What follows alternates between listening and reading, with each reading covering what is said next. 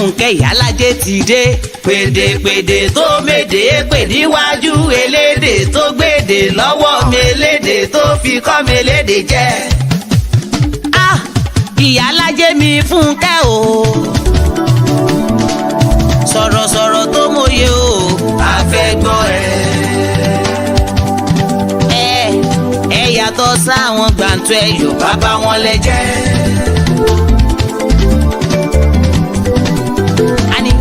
Yàtọ̀ sáwọn gbàǹtọ́ ẹ yóò bàbá wọn lẹ́jẹ́. Níbi ká sọ̀rọ̀ kó dáńtọ́ ẹ̀yin màlẹ́ ní. Níbi ká sọ̀rọ̀ kó mọ́ ọpọlọ wá ẹ̀yin màlẹ́ ní. Ìyálájé mi o alára o. Ìyálájé ni o pé kẹ́ máa wá. Ó ní kẹ́ jẹ́ ká pàdé lórí ìkànnì yìí o. Èmi àti Dr. Michael o Michael Ọlá o Bàbí Ọlágúnjú ó ní kẹ́ máa bọ̀. Onífà gọ́gù o lóní kájọ wá ẹ jẹ́ ká sọ̀rọ̀ àsọyé pọ̀ lórí ìkànnì yìí o. Lórí ìkànnì Ìyálájé mi Fúnkẹ́ ẹ o. Ọmọ wọn ní sàkè ọ̀rọ̀ gbẹ àgbẹ̀dẹ ọ̀rọ̀ bàbá o. Kò mà sẹ́ni tó lè mọ̀ ọ́ pọ̀ bí ò bá sọ lọ́mọ o.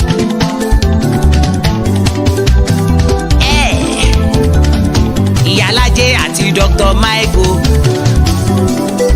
àwọn sani. Náà lè ṣe o, náà lè ṣe. Ìyálájé àti Dr. Michael àwọn sani. Náà lè ṣe o, náà lè ṣe. Ọ̀rọ̀ lórí ìgbéyàwó àwọn ni o. Lórí ọ̀rọ̀ ilẹ̀ Yorùbá àwọn ni o. Lórí ọ̀rọ̀ orílẹ̀-èdè Nàìjíríà àwọn ni o.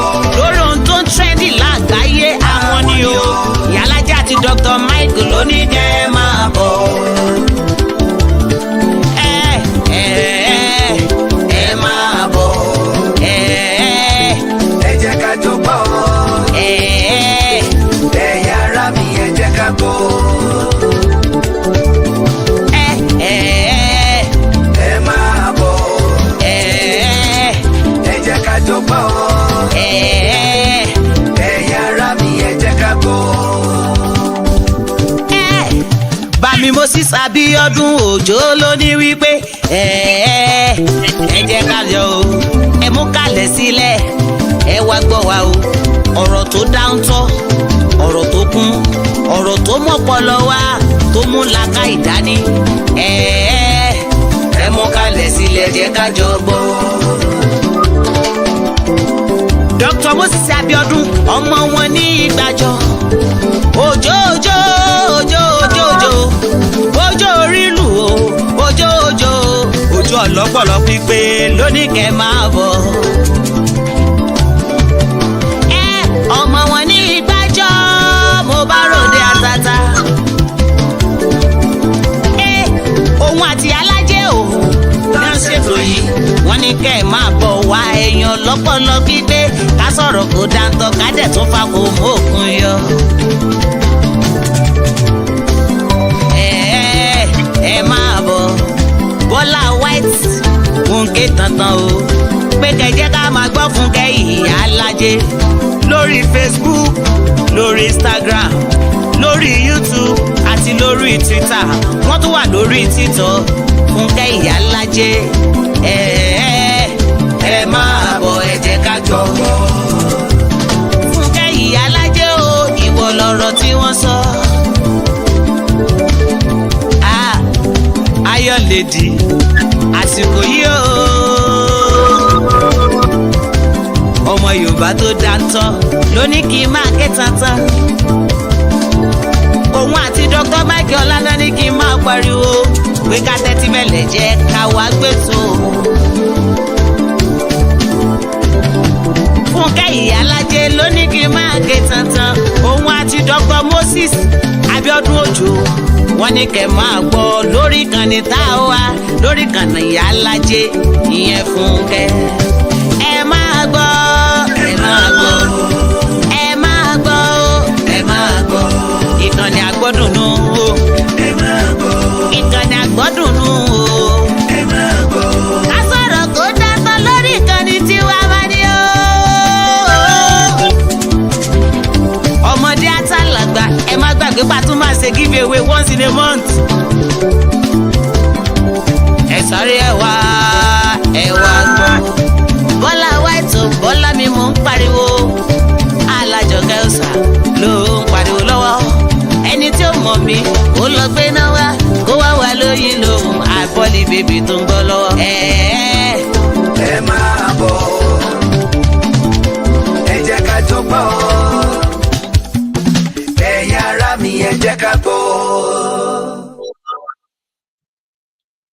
Mo kí wa pé ẹ káàárọ̀, ẹ káàsán, ẹ kúrọ̀lẹ́, ẹ káalẹ́ káàkiri igun mẹ́rẹ̀ẹ̀rin àgbáláyé ibi tí oníkálukú wa wà tí ẹ ti ń gbọ́ wa.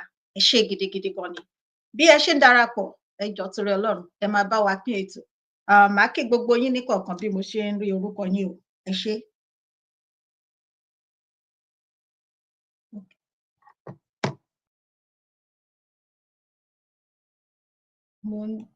Dádì Dr. Abiodun Ojo wọ́n máa darapọ̀ mọ́ wa bí ó pẹ́ jù in another 2-3 minutes lágbára Ọlọ́run. Nígbà tá à ń dúró, mo máa ń fẹ́ kó yẹ pé àwọn ni wọ́n máa ṣíwájú wa nínú àdúrà.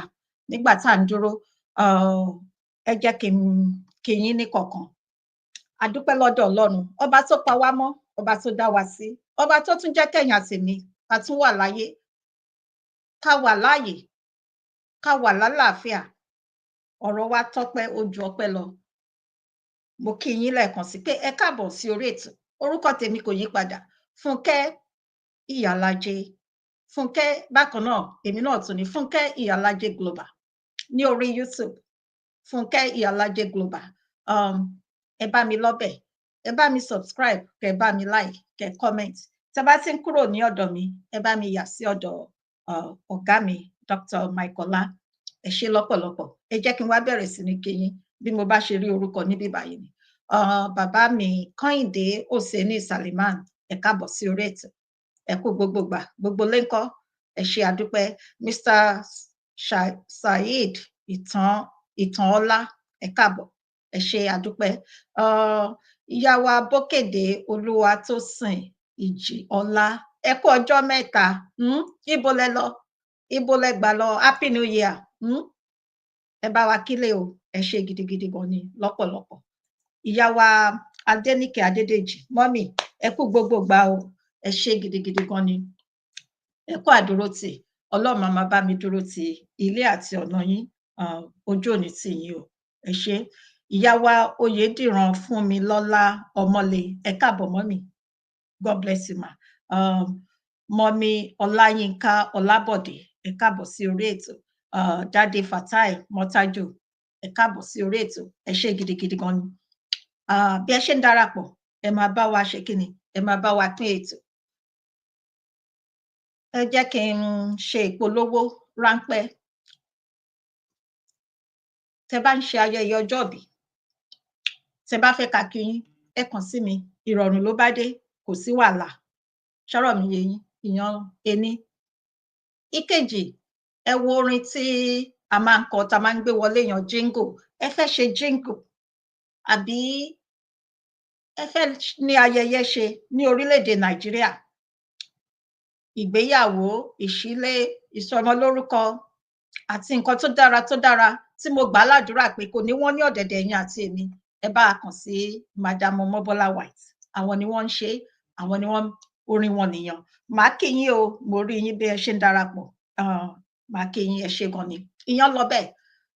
Alága ìjókòó àti alága ìdúró, ibikíbi tí ẹ bá wà ní orílẹ̀-èdè Amẹ́ríkà, káàkiri ibikíbi tí ẹ bá ń gbé ni kò sí, wọ́n máa débẹ̀. Ìyá wa Madam Adéjọkẹ́ Awẹ́ Ìtìolú, ìrọ̀rùn ló bá dé. Alága ìjókòó àti alága ìdúró, ẹ bá a kàn sí wọn. Ẹ jọ̀ọ́ torí Ọlọ́run. Ẹ fẹ́ ra aṣọ òkè tí wọ́n ti rán tìgbàlódé, fìlà abetí ajá, oríṣiríṣi aṣọ tìgbàlódé. Ẹ bá a kàn sí ìyá wa Fúnkẹ́ Òkèlọ́lá JP. Ẹ jẹ́ kí n wá padà sí ọ̀dọ̀ tara mi. Ẹ ń wá ọkọ, ẹ ń wá aya. Ẹ ti ní ọkọ rí? Olúwa ẹ káàbọ̀ sí orí ètò dádì. ẹ má bínú kó mo pẹ́ lẹ́yìn díẹ̀. láyé no Traffic. ó ti sà Ẹ kú wájú. mo kí yín sà mo wà lórí ìkúnlẹ̀ Wájú àwọn ẹ ṣe gan. ẹ ṣé gan ni ẹ káàbọ̀ sórí ètò sà gbogbo lé ńkọ́ sà. Àlàáfíà ni. ẹ kú ṣe ní sà Ọ̀dọ̀ tí yín náà ń kọ́. adúpẹ́ sà onírẹ̀ lágbára lọ́wọ́ Ọlọ́run ẹ ṣeun gan kí n tó padà yes sà máa padà sọ́dọ̀ yín o ẹ jẹ́ kí n tún sáré kí àwọn tí wọ́n ṣẹ̀ darapọ̀ kí n tó tún padà sọ́dọ̀ yín sà mọ́mí Comfort Adéjòrè ẹ káàbọ̀ mọ́mí àti mọ́mí Ọláìdé Aṣòróbí ẹ káàbọ̀ ẹ ṣé gan ni dádì ẹ ṣíwájú wa nínú àdúrà sà. Bàbá ní orúkọ Jésù. Ológo àti ọlọ́lá. Adúpẹ́ lọ́wọ́ yín fún oore ọ̀fẹ́ tó tòní Ọlọ́run ẹ gbà ọpẹ́ wa. Àmín. Adúpẹ́ fún jèrè àti àánú yín tó ń bá wa gbé. Adúpẹ́ fún ààbò lórí ẹ̀mí àti lórí àwọn òní wa. Ògo ni forúkọ yín lókè ọ̀run. Atọrọ ìdáríjì Ọlọ́run dárí ẹ̀ṣẹ̀ wa jì wá. Àmín. Kọ́ wa bí a ti mọ̀ ṣe. Àmín o. Kọ́ wa láti mọ ìfẹ́ rẹ Olúwa. Àmín. Agbára tá a sì lè fi ṣe Ọlọ́run má fi dùn wá. Àmín. Àfi ètò tó ní ilé lọ́wọ́ Ọlọ́run gba àkóso. Àmín. Ohun tá a sọ tá a kábàámọ̀ má jẹ́ kó tẹnu wa jáde. Àmín o. Ìyìn tá a rìn tí a kábàámọ̀ Ọlọ́run má jẹ́ ká rìn. Àmín. Etí tí ó gbọ́ wa, ojú tí ó gbọ́ wa ní orúkọ Jésù Ọlọ́run jẹ́ kán gbọ́ wa sí rere. Àmín. Gbogbo olólùfẹ́ tèmi la fi lé yín lọ́wọ́ Ọlọ́run bá mi nífẹ̀ẹ́ wọn. Àmín. Alágbára ló bá mi ṣàánú fún wọn. Àmín. Ọlọ́run bá mi bùkún fún wọn. Àmín. Aláyọ̀ á máa yìn títí. Bẹ́ẹ̀ni. Ọmọ Yorùbá tó kó pòyìn lónìí Ọlọ́run ẹ gbọ́ àdúrà wa. Àmín. Ẹ fi fún wa gẹ́gẹ́ bí tinú wa. Àmín. Ọlọ́run kẹ́ mú ìmọ̀ wa ṣẹ. Àmín. Kí àwa kí ó lè mọ̀ pé Ọlọ́run gba ẹni àmì orí là nítòótọ́. Àmín. Ẹni pé ó gbọ́ wa láti ọ̀run mímọ́ yín wá. Nípa agbára ìgbàlà ọwọ́ ọ̀tún yín ni. Àwọn ẹlòmíràn nínú ayé wọn gbẹ́kẹ̀lé agbára. Wọ́n gbẹ́kẹ̀lé ìmọ̀ àti ọgbọ́n wọn. Ṣùgbọ́n àwa rántí orúkọ yín Olúwa Ọlọ́run àwọn ọmọ ogun. Ní agbára yín ni wọ́n wólẹ̀ wọ́n sì ṣubú. Ọmọ Yorùbá á dìde á dúró ṣinṣin. Kí Ọlọ́run kó gbọ́ bí a ti képe. Àmín. Ní orúkọ Jésù Olúwa wa. Àmín. Àmín. Àmín ní orúkọ Jésù. Ẹ ṣeun gidi gan ni sà. Ẹ káàbọ̀ lẹ́ẹ̀kan sí orí ètò. Ìyá wa Rẹ̀mí Ọ̀ṣùgbòyè ẹ káàbọ̀ sí orí ètò. Ẹ ṣé gidigidi gan ni mọ́mì. Ẹ jẹ́ kí n kí bàbá ẹgbẹ́ lẹ́ẹ̀kan sí Dr. Abiodun Ojo mo kí yín o ẹ̀gbọ́n mi mo wà lórí ìpínlẹ̀ sà ẹ káàbọ̀ sí orí ẹ kú iṣẹ́ takuntakun ẹ kú àdúrótì mo gbà ládùúrà pé ojú ò ní tì yín láéláé o àmín àtẹ̀yìn jáde àwọlé yín ó máa ní ayọ̀ ó máa ní ìbùkún nínú ẹ ní ṣe wàhálà fẹ́ lòmíràn jẹ́ o gbogbo àwọn ọmọ yín ó máa yọ sí rere káàkiri igun mẹ́rẹ̀ẹ̀rin àgbáláyé ẹ ṣe ojú fẹsẹ̀ ojú ò ní tì yín lágbára lọ́wọ́ Ọlọ́run ẹ káàbọ̀ sí orí ètò wa ẹ ṣé mọ́mí Rẹ̀mí Ọ̀ṣùgbòyè ẹ bá mi kí dáde àti Túndé dáadáa kí etí mi máa já. Mọ́mí èmi náà kí yín dáadáa ẹ ṣeun ẹ kú àdúrótì very loyal fan thank you so much for your support thank you for your elderly for your modest characters we thank you for everything that you are. Ọlọ́run á gbọ́ ìmíkẹ̀lẹ̀ ọkàn yín Ọlọ́run á jọ yín lójú ní dáadáa Ọlọ́run á gbórí yín sókè á dùn yín nínú agbègbè yín lọ́lọ́run lè máa bá yín sọ di gbígbòòrò. Àmín. Agbára ẹ̀dùn máa ṣe fọkàn yín balẹ̀ síbi tó dára síbi ìsinmi. Àmín. Ayọ̀ ẹ ṣé o. Ẹ ṣeun gan sà. Lẹ́ẹ̀kan sí gbogbo aráalé bàbá ẹgbẹ́ kíyín akíyín lẹ́ẹ̀kan sí. Ètò ti èní ètò yìí ṣe rí ara nǹkan tí a máa ń ṣe nìyàn. Inú mi dẹ̀ dùn pé ẹ darapọ̀ lénìí fún ìgbà àkọ́kọ́ fún irú ètò báyìí. Ètò ìdílé, ètò lọ́kọláya. Torí pé bí mo ṣe máa ń sọ níbí báyìí nǹkan tó gbọ̀ngàn ni bó ṣe ó lè kọjú sèmi kó kẹ̀yìn sẹ́lòmí kò ṣe nǹkan kan àti pé obìnrin ni mí mo lè fẹ́ fi tóbìnrin bọ́ so ọ̀yin gẹ́gẹ́ bí bàbá wa tẹ́ jẹ́ so bẹ́yìn ṣe máa tún rí ó tún máa yàtọ̀ so ká fọwọ́ wọwọ́ òun ni ọwọ́ ló fi mọ́ so ẹ ṣe bẹ́ẹ̀ ni sà ẹ ṣeun gidigidi gan ni sà mo rí mo dẹ̀ inú mi dùn gan ni pé ẹ tún darapọ̀ mọ́ wa lónìí kò ní rẹ̀ yín o lágbára lọ́wọ́ Ọlọ́run okun àti agbára Ọlọ́run àtúbọ̀ máa fi fún yín ìyẹn lọ bẹ́ẹ̀ Dr. Michael Láìjìnlẹ̀ Ọpọlọ ẹ ṣé gidigidi gan ni o bí tí yín bá ń já à ń kí yín o ẹ ní ṣíṣe ẹ ní jábọ́ àmì àṣẹ Ìdùmarè ẹ ẹ ṣeun. Ètò tí èní ká máa ṣe ètò tẹ́ bá rí obìnrin ọ̀dọ̀ àwọn obìnrin la máa ti bẹ̀rẹ̀. Dr. Mike wọ́n fi kíní yàn sọwọ́ sí mi ó wà lórí àwọn kan tá a máa sọ̀rọ̀ lé lórí a máa fi hàn àwọn èèyàn a máa lórí fọ́nrán wọ́n máa rí sà.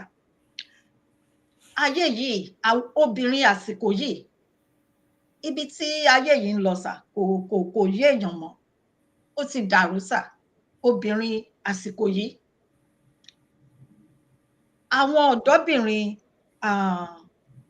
bóyá kí n kọ́ fi kíní yìí hàn yín sà ká kọ́pì ẹ̀ fáwọn aráalé kí wọ́n rí ká fi hàn wọ́n kí wọ́n rí ká ṣètò sọ̀rọ̀ kẹ́ tó sọ̀rọ̀ lé lórí sà bóyá kí n wọ̀nyí níbẹ̀ sà.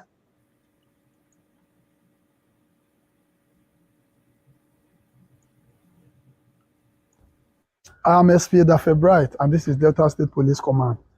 What we do is to bring you latest of happenings in Delta State that concerns crime and other related activities that you all learn from. Today we'll be parading a girl and a boy. She's 21 years. We'll find out the age of the boy very soon. She left the house on the 30th of December to go and visit the boyfriend. And when it's time for her to go back, the boyfriend was not having transport fare to give to her. And she sold the idea to the boyfriend. Why don't we call my parents and tell them that I have been kidnapped? They actually called the parents and demanded for 2 million naira. Even when the parents were begging for 100,000, they declined. 500,000, they declined until the parent decided to report to the police. We will first of all interview the mom who is here to tell us the pain she went through over what the daughter, our own daughter, did to her, after which we interviewed the two sons. But yeah, just tell us how she left the home and how they started calling you. On 30th of December, she left saying that she wants to go make her hair to the next village. She didn't return home. On 31st, they called that she did not return. I went to the village. I made entry in police station Asaba. They started calling my daddy, making demand of money. How much can he offer? The man said he has 40,000, that he's a farmer. He does not have money. They cut the call. The next one they called, demanding for money, again, 2 million. He pleaded with them that he has only 100,000. They said 2 million or nothing. Okay. So you reported first at the Aokwibu police station. Aokwibu police station. Okay. Was it from there that the letter brought the mother to Anti-Kidnapping? No, I came to report at this place. Okay, you came back to Anti-Kidnapping to make yourself. Yes. To make a proper entry. Yes. Okay, because you know this is where they usually tackle kidnapping cases. Yes, sir. Okay, thank you. What is your name? Okule Princess. Be audible. What is your name? Okule Princess. What will be your boyfriend name? Prince. Okay, you are Princess, he is Prince. Prince and Princess. Okay, it's okay. So you went to his house on the 30th of December? Yes, sir. Okay, who is it to you? My boyfriend. Okay, so on the day that you were supposed to leave the house, what happened? He did not have money. So what did you now suggest to him? He told my parents that I was kidnapped. Okay, so he bought the idea. He agreed to it. Let's say you want to make her the use Yes, PG. sir. Okay, so after you don't tell him, what thing you can do? I started calling my parents. And demanded for how much? 2 million naira. Okay. So according to him, now you tell him, say make him call your parents, say they kidnap you. So that you go raise money for him. I be the money now. Who go get the money to say the money call? So I'm going to share it. When I go share him. Okay. How old are you? 21 years. 21 years. Okay. Have you finished secondary school? Yes, sir. Are you in university? You there university? I just gained admission. You get admission. These are your secondary school. Who train you for secondary school? My parents. Your parents. Who go train you for this university where you get admission? My parents. And at the same period, now you say, may they collect 2 million naira for so that you and your boyfriend will share them. How do you feel as a human being if you grow and give birth to children tomorrow and they do this to you? How you go feel? Bad.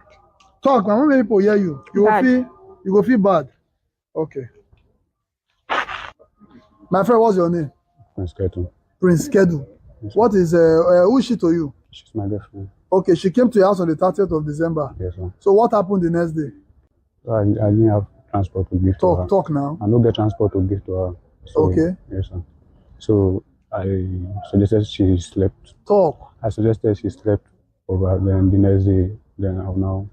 So what happened the next day? The next day, she I didn't have any money with me, so she said that she bring up an idea, said that we should call her parents, and then she was kidnapped. She was kidnapped. So when you call the parents, how much you tell them, say maybe they give you for a ransom? 2 million naira. 2 million naira. How much they can't let her send? 2 million naira. They send the 2 million? They send the 2 million. They send the 2 million? Yes, sir. Okay, so how will they plan to share the money? They plan to give her 500,000 and then. Okay, you will give the girl 500, you will take 1.5 million. Yes, sir. And your plan be that? Yeah, Confirm again, say now she tell you, say may you call the family, say they kidnap her. Now she tell me. So why do you think she did that? No, I don't know, but she said she want to go back. She want to go to school, like. No, why she won't generate money from her period now, so that you go collect 1.5, you go collect 500. Now love when she love you, Abi? Yeah, if now love, she love me. Oh, now love, now make her do it. So tomorrow, if your children do this to you, how you go say now love, they love their boyfriend? No, so I'll feel very bad, sir.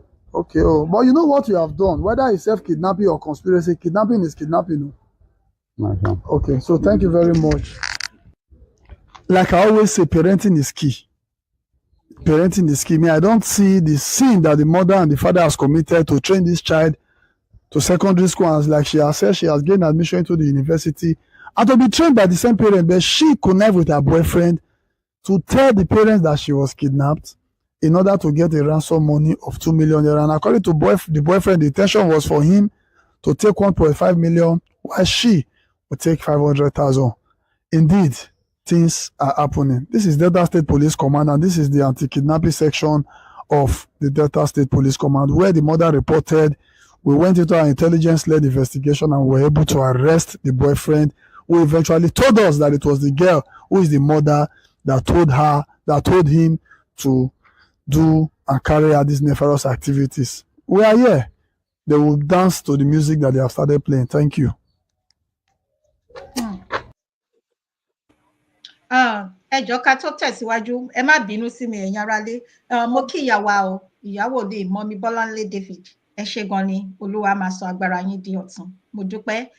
Mọ́mí Adéníkẹ́ Èjè, Mọ́mí Jọkẹ́ Bọ́dúnrìn, ẹ ṣé gidigidi gan. Ẹ má bínú, mo ṣe ń rí orúkọ yín ni. Ẹ ṣé, ẹ káàbọ̀ sórí ètò.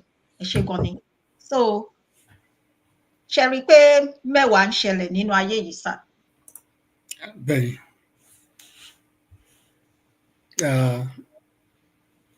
Ẹ mọ̀ pé àwọn ọ̀dájú pọ̀ ń ta ní ìsìn. Kì í sì ṣe ẹ̀bi àwọn ọmọ kéékèèké yẹn.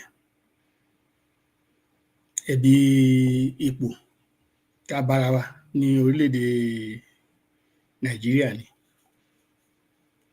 Láyé ìgbà kan, àwọn ìwà yìí, nǹkan tí àwọn èèyàn ò lè ronú sí ni. Ṣé hàn pé kí a bá lè wá mú yàn tán bí ẹgbẹ́ tó bá mú yàn tó bá wọ̀yàn lẹ́wù bí ìgbà tí bí ẹgbẹ́ iṣu, ṣé hàn pé kò sí irú nǹkan tí ò lè wá sínú ọpọlọ. Most children are not functioning as children anymore. Máa ń sọ wọn kan pé damage tí Britain àti France àtàwọn Western world tó cause fún Africa. This is over a century of damage to the psyche of the people and the way of life and our well-being. These are some of the effects tí ẹ̀ ń rí. Ṣé àwọn tó ń mú gbaná káàkiri ojú títì lẹ́yìn ká sọ ni? You know, there's kidnapping, àwọn ìwà àjèjì tí kò sí nínú ìran wa rí, tí ò sí nínú ìrònú ọmọ Yorùbá tàbí ìrònú èèyàn dúdú gan lápá ní generally. But because of the wicked policies of these people and the desire for the man or for the mind of a man to survive, so many evil thoughts ló máa ń wọnú mind àwọn èèyàn. So bàtàn dé stage tí wọ́n dé, they will have to ṣẹ́rí mo sọ nǹkan gbà kan pé ó dé stage kan mo bẹ̀rẹ̀ sí ní ta property tí mo ní ní Nàìjíríà tí mo ti wò pé kò sí àwọn ọmọ yìí ò lè, because nǹkan tí máa ń rò ni pé ṣé àwọn ọmọ mi tó bá lọ lé sí káàtì ní pé wọ́n lọ lé, wọ́n ní pé wọ́n lọ lé, ṣé ọkọ máa ń wo bí nǹkan tá máa ń rò ni pé bẹ́ẹ̀ mi ṣe máa ń rò bóyá mi nìkan dẹ̀ ni pé màá kó lọlé àwọn ọmọ mi ó wálé bí ká tó pé mò ń kó gbogbo ọmọ mi àti gbogbo apádà lọlé ṣẹgẹt pé àjọ máa gbélé tí ọlọ́mọ ní kó ló ẹ̀ dàgbà kó lọ tán àwọn èèyàn wà ń bẹ ṣe ẹ understand. Yes, so wọ́n á ronú orí mi pé ṣé àwọn ọmọ yìí ṣé wọ́n lè function mindset wọn because mo rí pé ìgbà táwa ń dàgbà àwọn ọgbọ́n táwa kọ́ nítorí àwọn nǹkan táwa là kọjá ẹ mọ̀ máa ń dáko gan ṣé àwọn eléyìí ṣé wọ́n mọ bá a ṣe ń gbin nǹkan gan that's number one. Then number two ká máa wá devices tí bàtà bá já slippers ẹ̀ bá ṣe máa ń ṣó lẹ́sẹ̀ tí ò ní tó pa tó tún wò á lè ṣe bí èmi ṣé àwọn eléyìí tó pé tó bá ti wọ sneakers kan tó bá ti wò pé kíní kan wọ́n ti dà sí gọ́tà ṣe get. Then àrí mechanic ládùúgbò tó pé iṣẹ́ ọwọ́ mú gbogbo ẹ̀ bá ń tún nǹkan ṣe àwọn eléyìí tí nǹkan bá ti bí kan sọ sí gábéjì kẹlọ àbí iná bá káàkiri. So mo wá wò pé ṣé àwọn ọmọ yìí ṣé wọ́n lè function ní irú orílẹ̀-èdè Nàìjíríà yẹn. They will not be as smart as all these people. Then tẹ́ bá ní pé Olúmídé igi nìkan tó bá ní pé wá gbélé mi lórí ṣe mọ̀ pé wọ́n á fẹ́ gbé eléyàn lórí náà ni. Mi ò dẹ́ fi ṣe àsọdùn because this is the way they don't think right. In terms of the way we were brought up, in their own in this community, that's the way they operate. Now, so how would these people function in that environment? So I decided, you know what? Kó tó di pé Yorùbá Nation bẹ̀rẹ̀ yìí, mo kàn wò pé gbogbo tí n bá níbẹ̀ kí n tàdánù kò make sense. Ẹ mọ̀ bóyá ó kún nǹkan tó ṣe pẹ́ tí mo ti lọ lé gan bẹ̀yìn. But the hope of a Yorùbá Nation lórí kí n dùn hope pé àbí ó ṣe ṣe ká tó lè padà sílé. Now, nǹkan tí mo tún àti fàyọ̀ ń bì ní pé the children back home, their way of thinking has even gone faster than anyone. Irú ènìyàn gan báwo mo ṣe fẹ́ survive nínú ẹ̀. Even though mo dàgbà ń bẹ̀. Ọgbọ́n tí wọ́n gbọ́n sìn, the survival of the fittest is what is occurring on the homeland right now. Wọ́n gbà tí wọ́n lè ìgbà tí mo lọ lé ńgbà last. Mo wá yá mọ́tò dáàdì mi. Èmi náà mo ra fún wọn, mo wá yá pé mo fẹ́ travel lọ fẹ́ ṣe àwọn ọ̀rọ̀ kan. Náà ni pé ibi tí aago méje bá ti dé báyìí bẹ́ẹ̀ ni kò sùn sí. Mo á ní kí ló dé? Ṣé àwọn pé mi máa ń dẹgbó gan lóru nígbà tí mo wà nílé. Ṣé wá ní pé tí bá ti ibi tí aago méje bá ti bá mi o ibẹ̀ ni kí n sùn sí. Mi ò dẹ̀ fẹ́ jà wọ́n níyàn because each time tó bá kìlọ̀ kan fún mi tí n bá ṣàìgbọràn máa ń regret ṣáà ni. Wow. So I didn't like it at all pé wọ́n ti ẹ̀ sọ statement yẹn mo ní kí ló dé? Tó bá sọ ṣe wọn pé it's a different story but tó bá ti sọ mo mọ̀ pé each time tí bá fẹ́ jà àbámọ̀ ni. Náà wá ní pé gbogbo àwọn ọmọ tó wà ní polytechnic ní Ìrè lẹ́gbẹ̀ẹ́ wa ń bí pé armed robbery ní gbogbo wọn dẹ̀ ń jà o. Pé and they are violent people. They're not just they're armed. And wọ́n á kàn dé máa wò ẹ́ pé àwọn dẹ̀ mọ̀ pé o lágídí díẹ̀. So ibi tó bá ti dé táago méje bá ti lù ibẹ̀ ni kò sùn sí. Wọ́n ní ṣó gbọ́ mi dáadáa mo ní mo ti gbọ́ sá. Kí mo fẹ́ sọ ni pé ìgbà táwa wà ní college kò sí nǹkan tó jọ pé ọmọdé ìwé náà ṣe armed robbery. Now at the same time when mo lọ visit Ifẹ̀ mo rí pé court ló pọ̀ jù ń bẹ gbogbo àwọn tó ṣe gbogbo ẹ ti di nǹkan míì. Now fast forward to now I'm talking about 19 years ago sí time yìí almost 20 August ló máa pé 20 years mo lọ sí ìlú yẹn last. Now 20 years ago to now so tó bá ti ń wọ̀nù mi time yẹn and look at the level of damage tó ti ṣẹlẹ̀ within 20 years. Ẹ wo advancement tó ti ṣẹlẹ̀ níbí over the last 20 years. Nobody was talking about AI before. We have so many developments that are taking place. But in Africa, so many backwardness has occurred. So much sufferings have happened that people have devised different means of coping.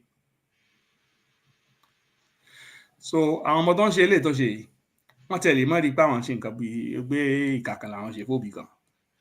They want to survive on their own. At the same time, they want to have the good, they want to eat their cake. They want to have the good aspect of life, the good taste of life.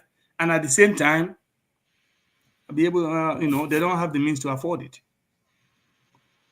And then they want to be like everybody else, the kidnappers who are taking ransoms, the government who is stealing from the people, the policemen who is taking bribes openly. Everywhere you go, it's all about fraud. So they don't see corruption as evil. As a matter of fact, most young people ibi tí orílẹ̀-èdè yẹn lọ ní pé tó máa sọ̀rọ̀ nípa corruption, ìwọ tó bá wà corruption yẹn gan ló dà pé you'll be the abnormal person. Because now corruption looks like the order of the day. It's like a normal thing. It is expected. It's like a given. So tó bá ń sọ fún ọmọdé tán bí sínú corruption tí ò mọ nǹkan yàtọ̀, because ẹ̀kọ́ tó kọ́ ni pé this is the way of life. And dábàá sì fẹ́ jọ wọn ni a máa ń jù lọ ni. Èmi bẹ̀ àwọn òbí yẹn kan forí jẹ àwọn ọmọ because nǹkan bá láyé nǹkan ọmọ yẹn bá kò náà ra ọlé o. Ṣé ló yẹ kí àwa Yorùbá ká wá wò what type of damage they have done to our children. A lè sọ pé àkọ́lá bí iná pé inú akọ́nà làwọn ọmọ yẹn ti jáde, but àwọn ọmọ wa náà làwọn ọmọ yìí. These are you. Tán bá dẹ̀ jẹ́ Ìgbò náà ká tẹ̀ sọ pé Haúsá ni wọ́n. Ìwà táwọn ilé ìhù náà làwọn ọmọ Yorùbá náà ń hù nílé. Oh, yes. And these are our children, these are our future. Àbí ṣé ìran Yorùbá kan wà tá a sọ pé Abíọ́dún nìkan ni ìran Yorùbá ni? Àbí ṣé Ìyálájé nìkan ni ìran Yorùbá? Àtẹ̀bí ẹ̀. Gbogbo ọmọ Yorùbá pátápátá l'Ékìtì, l'Oǹdó, ní Ọ̀yọ́, ní Kogi, ní Ọ̀ṣun, ní everywhere. We're all Yorubas. These are our children and our future. This is the damage that the country has done to these young youths. When they destroy education, they become only wising up to learn and refresh their brains and the damage is a long way. Man sọ kan pa pé from 17, àwọn tó bá ti wà ní age of 17 upwards, before we can bring back tabana agba Yoruba nation leni, change the educational system, because we have to start from re-educating our people, reorienting people back to normal life. So you want to make sure that you want to capture people before 17 so that they won't continue to learn. Okay, we might learn the right things. Then work on the ones who are 17 and above to try to change their thinking. It's a major work. A century of damage that was done is going to take Yoruba nation a lot of time to reorient our people, re-educate our people, even after we get our nation. So many people will have to go into therapy. There will be so much counseling sessions. There will be so much centers, not revamp our body, to re-assimilate into the normal type of society.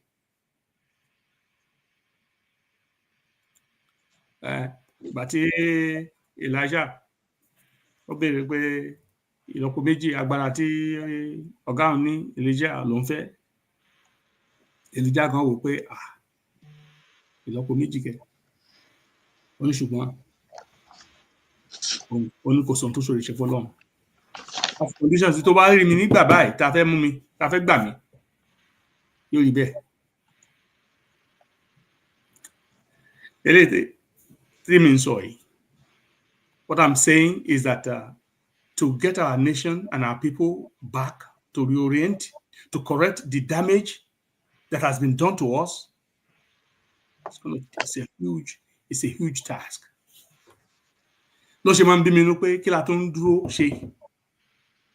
Because we know there's a major work to do. Kí wá ní ìtumọ̀ yẹn, kí wá ní ìran wa, kí la já mọ́ ń gbà yẹn.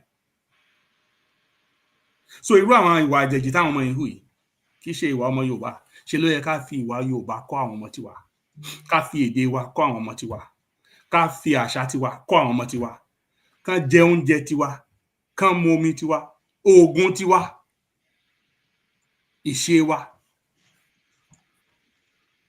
so that we'll, and then disabuse them from all this world nonsense. Don't go on.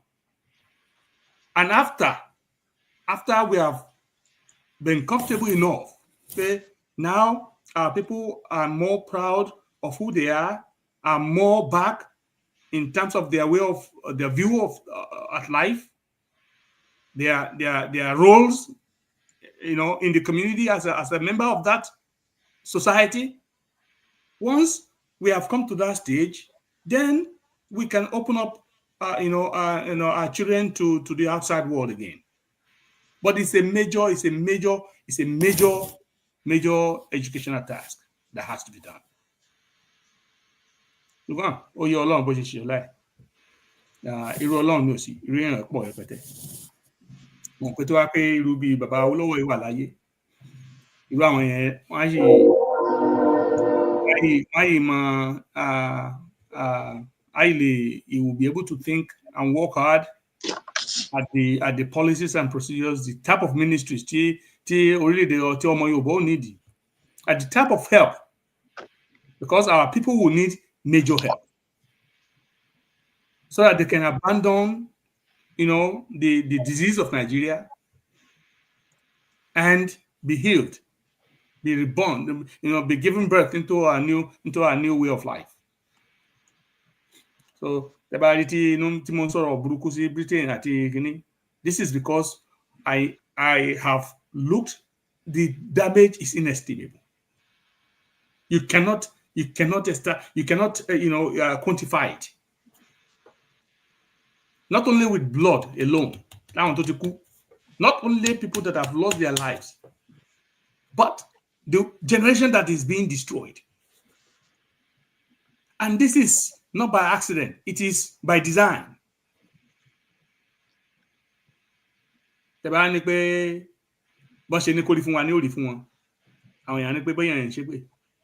year, Ọlọ́run bó ṣe máa rí fún wọn nìyẹn.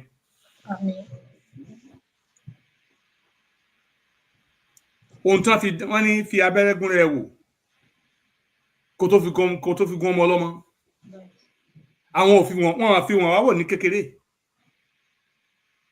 So àwọn arírú àwọn ọmọ bá èmi ò irú àwọn ọmọ yẹn, they need wọ́n nílò àdúrà àti ọ̀pọ̀lọpọ̀ re-education.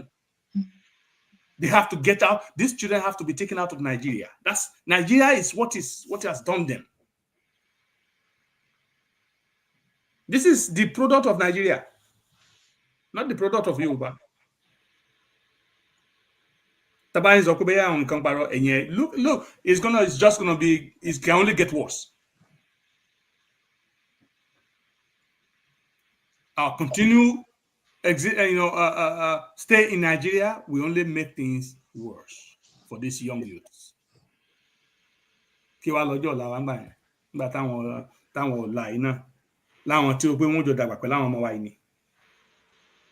understand? If you cannot protect these ones now, you're not protecting your own children. You're not protecting our race. And how do we do that? The only solution, there's no give and take, no second, no option. It's the exit, complete total exit from Nigeria. It's not through second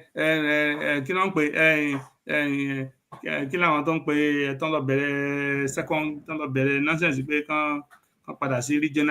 What regionalism? What regionalism are we talking about? The disease of Nigeria is an infectious disease. It's almost like it's a canker worm that has eaten and destroyed the fabrics of that country. We need to completely exit from that place and heal our nurture our mama.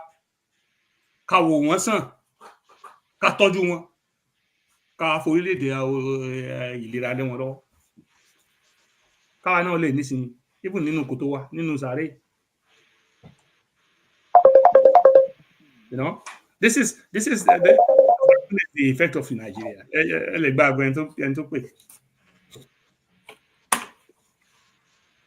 Ṣé fẹ́ dá sétò ní bàbá? Mo wà lórí ètò.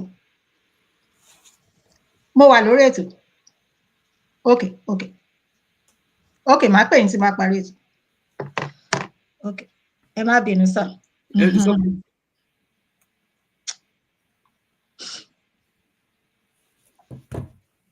So, effect Nàìjíríà lè rí lára àwọn ọmọ yẹn.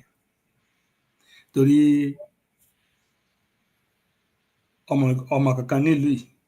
Yes, àwọn ọmọ tìlú yìí náà wọ́n ṣekú pa àwọn òbí wọn. Gbàtẹ́mi ṣe délùú yìí, àwọn ọmọ kan wà, àwọn ọmọ olówó ni wọ́n ó dà wọ́n ṣe release wọn lẹ́yìn mẹ́ta bóyá bí a month or 2 ago. Yes. Àwọn ọmọ billionaires táwọn ti rí life insurance bàbá wọn táwọn òbí wọn ṣe fún wọn pé táwọn bá ti kú tán máa gbé so and then they kill their parents, they murder them. But kí ni kẹtẹ rò pẹ̀lú ìlú tó pé wọn ní tó pé ìbáṣepọ̀ ọmọ àti ìyá ń bì àti òbí ń bì lórí òfin ni àti gbà ìṣara wọn ìwà tí wọn ni ìwà àkà ìwà ibi ọwọ́ wọn ló kún sí. Ẹ̀mí èèyàn òjò nǹkan kan ló jẹ́ èèyàn ò jẹ́ nǹkan kan lójú àwọn pípì tó bá dá nǹkan ẹ̀mọ iye àwọn èèyàn wá tán tó padà nù not by the guns o àwọn èèyàn tó ti kú for no reason. Ká máa sọ àwọn tó ti fi ìbọn pa tàbí tó fi bọ́ǹbù pa tàbí tó fi violence tó fi oògùn olóró pa. You see a lot of youths in Nigeria lẹ́ni náà tẹ́ bá wò ó ilé ìtọ́pọlọ ẹ̀ ti dàrú ló pọ̀ ju o tó pé ìmúkúmu tó ti tí ò jẹ́ kí orí wọn kọ́pọlọ wọn pé mọ́. Ibo la ti fẹ́ bẹ̀rẹ̀ sí ń wo ara wa sàn. Láwọn tí ìbá jẹ́ ògo wa láti gbé orílẹ̀-èdè ga wọ́n ti wá di junkie. They are dependent on drugs because the nation forced them to be that. And even the leadership of the country too involved in perpetrating this evil. Ìdí àgbọn ló ń fẹ̀yìn wọn tà gbangba tàbí gbógun olóró ní ìsìn olórí wọn gan olórí ìlú gan ogun olóró ni. Àwọn gan bàbá sáré. So what do we expect? Why are we in this place, in this mess? I'm saying fún gbogbo ọkàn tó bá ní ìfẹ́ ìran rẹ̀ ní tó jẹ́ ọmọ Yorùbá ṣé ló yẹ kí gbogbo wa panupọ̀ pé enough is enough ẹ jẹ́ ká jáde kúrò níbí torí tá a bá jáde iṣẹ́ ìpọ̀ tán máa ṣe láti mójútó ara mójútó ẹ̀gbọ́n mójútó àbúrò gbogbo àwọn tí Nàìjíríà ti fi àìsàn burúkú bá jà oògùn olóró ni ọtí àmupara ni ọ̀lẹ àfàjò people and then corruption àbẹ̀tẹ́lẹ̀ gbogbo ojúṣàájú lọ nínú iléèwé ní ọ̀nà ẹ̀kọ́ ní gbogbo ẹ̀ ẹlẹ́yìn tó ló ń lọ school tí ó mọ̀ nípa ó ní bó sì gboyè jáde mẹ́. All of these things have to be changed and then we start training our people the ways of our fathers. Tó ní pé apálára ìgúnpá nìyẹn kan ohun tí a ò bá ṣiṣẹ́ fún kì í lè tọ́jú rárá ohun tí a bá fara ṣiṣẹ́ fún ní ìpẹ́ lọ́wọ́ ẹni.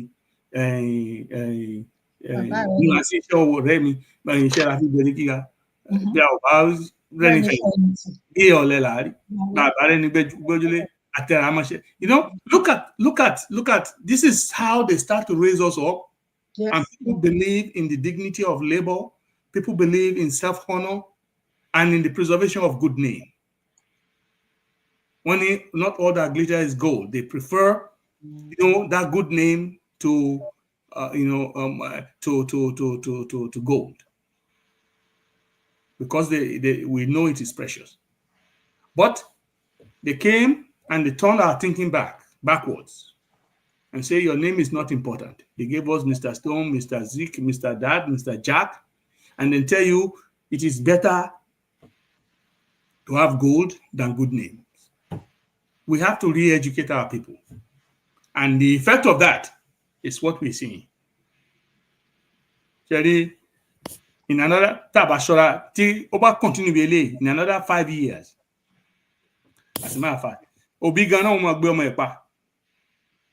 ká máa sọ pé ọmọ gan pa òwe pé ọmọ ń pa òbí àbí wọ́n ń sọ pé wọ́n ti kì í wọ́n ń dùpù wọn pẹ̀lú owó òbí gan ní orílẹ̀-èdè Nàìjíríà because ṣe bí àwọn yìí náà ló máa dàgbà tó ń do tán àwọn náà ti ń bímọ báyìí àbí táwọn ilé náà mọ̀ bímọ àwọn tí wọ́n ní ọmọ tí ọkà bá bí àbí ṣé ọkà náà kọ́ ni ọmọ tẹ́rẹ̀ bá bí èrè ní ṣe so ìwà táwọn ilé bá ti ń hù nísìn tán wò pé it's a public it's a menace their children will do worse because gbogbo ọmọ táwa bí ló ń ga jù ní lọ.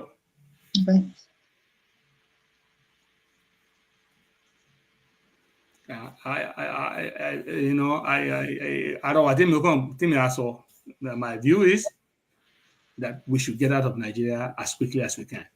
ẹ má jẹ́ káwọn èèyàn máa parọ́ ọ̀rọ̀ tí ò ṣe fún wa ká má máa gbogbo ọ̀rọ̀ pa máa ṣe protest káàkiri irọ́ tí ò gbogbo ọ̀rọ̀ tí ò mẹ́fì tí ò dá kankan yẹn. àní ẹ jẹ́ ká let us take the bull by the horn. Let us start something different that the world will listen to, the language that these people will listen to. They know we want to go. They are not happy we want to go. They cannot force us to be together, but they are using us against ourselves. This is too clear. So why are the people that know not doing the rightful thing? Meaning that we should take action.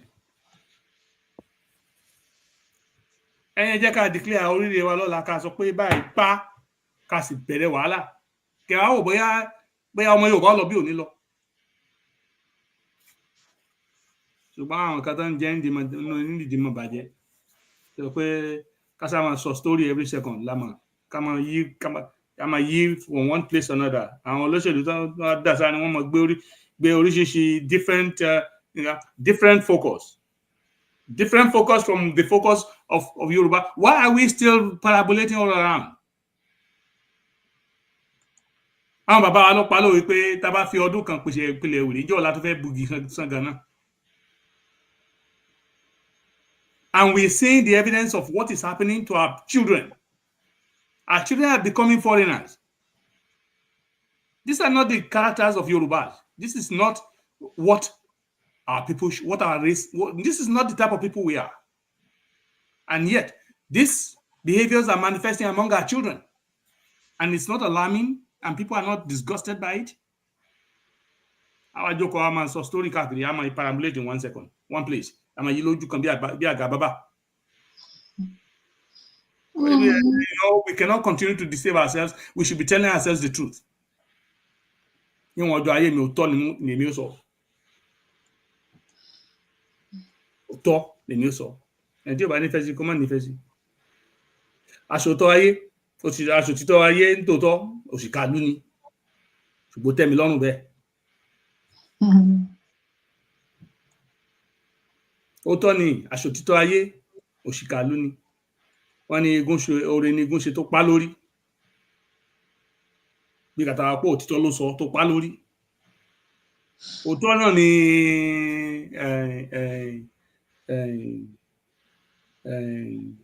àkàràmọ̀ bó ṣe tó fi yọ gẹ̀gẹ̀ lọ́rùn ire ló ṣe tó fi yọ gẹ̀gẹ̀ lọ́rùn ṣùgbọ́n bá jẹ́ bí tèmi Abíọ́dún o òótọ́ tèmi ó dùn mí lára dá ni wọn ṣáká lára dá.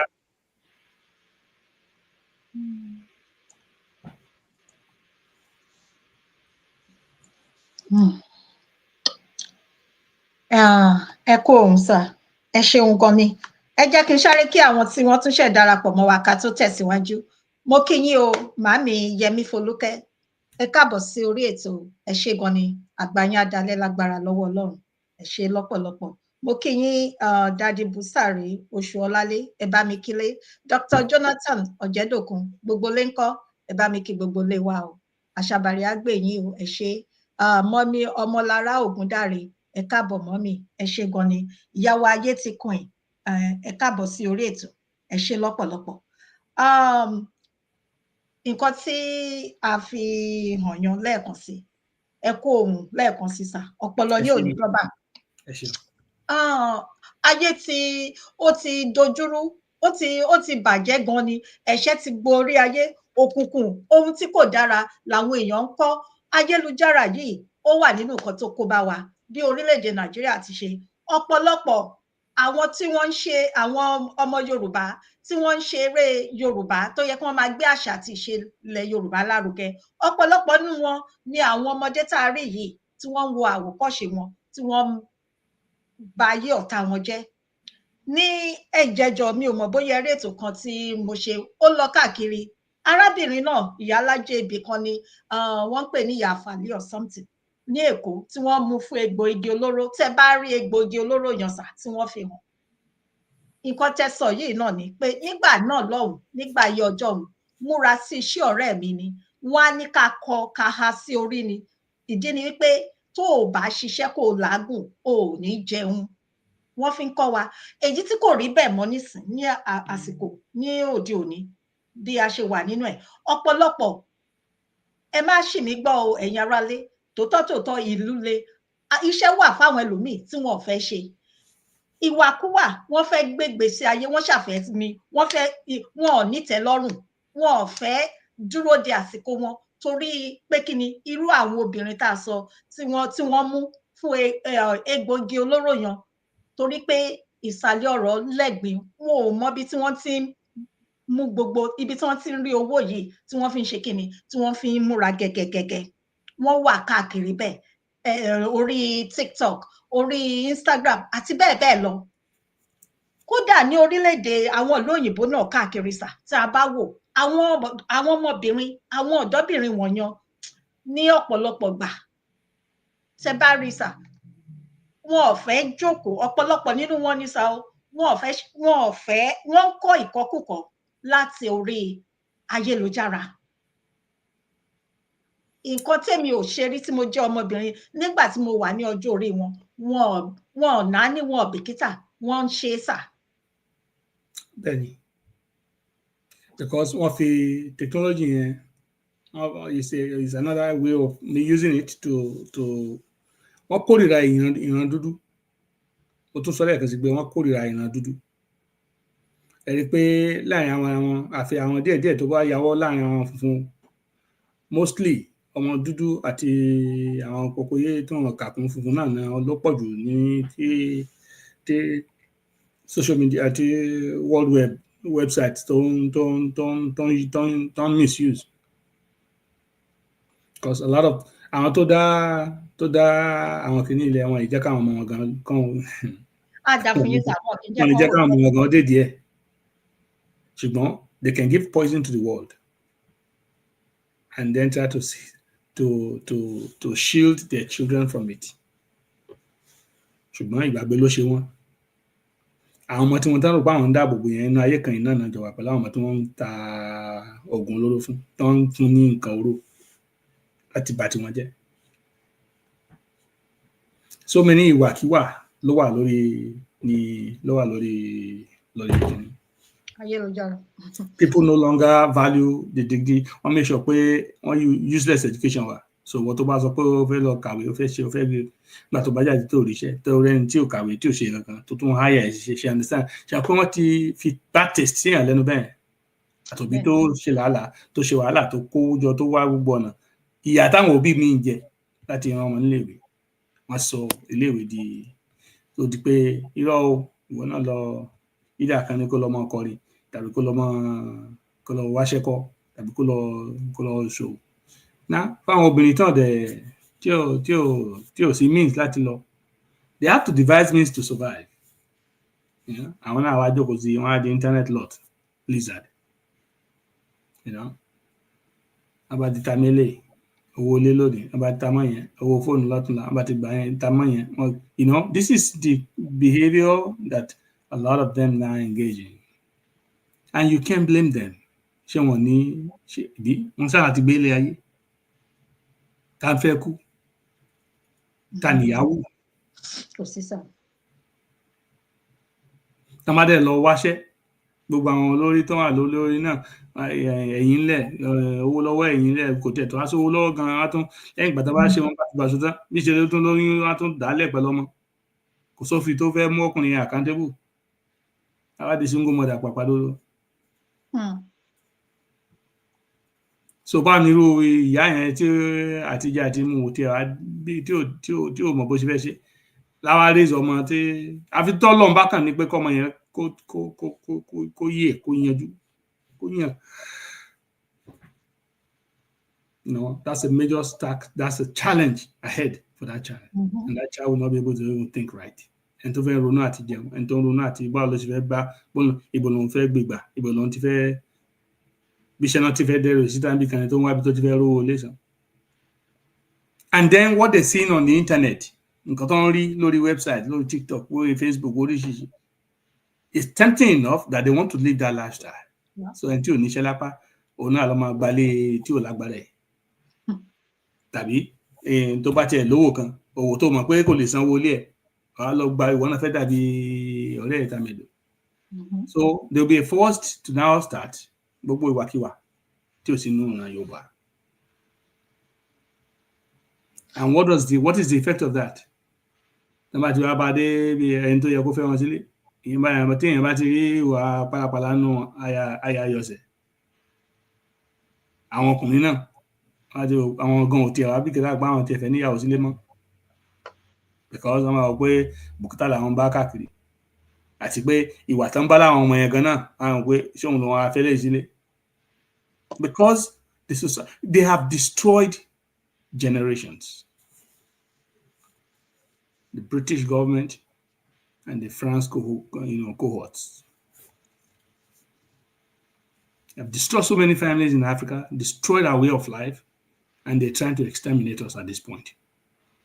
I think it's time that we stand up and revolt. Yeah, revolt is the answer. Anything short of that, we're kidding.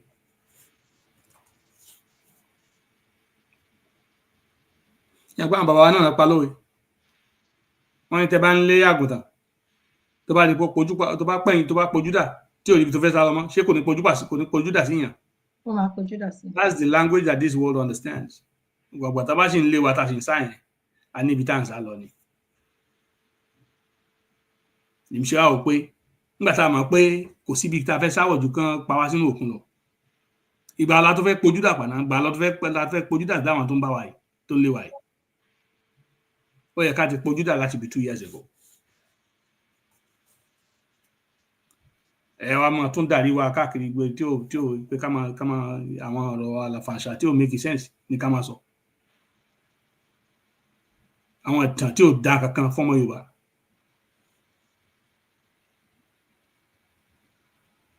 Ọlọ́run bẹ̀ o, ohun gbogbo wa. Gbogbo àwọn tó nífẹ̀ẹ́ pé ká gba orílẹ̀-èdè ní tòótọ́ àtàwọn tó kàn fẹ́ pé ká kàn sáà jókòó sójú kan ká sá máa gbá yí. Dájú mi, ibi tẹ́ bọ́rọ̀ lọ yàn, ṣé kí n sáré yà lọ síbẹ̀ sá?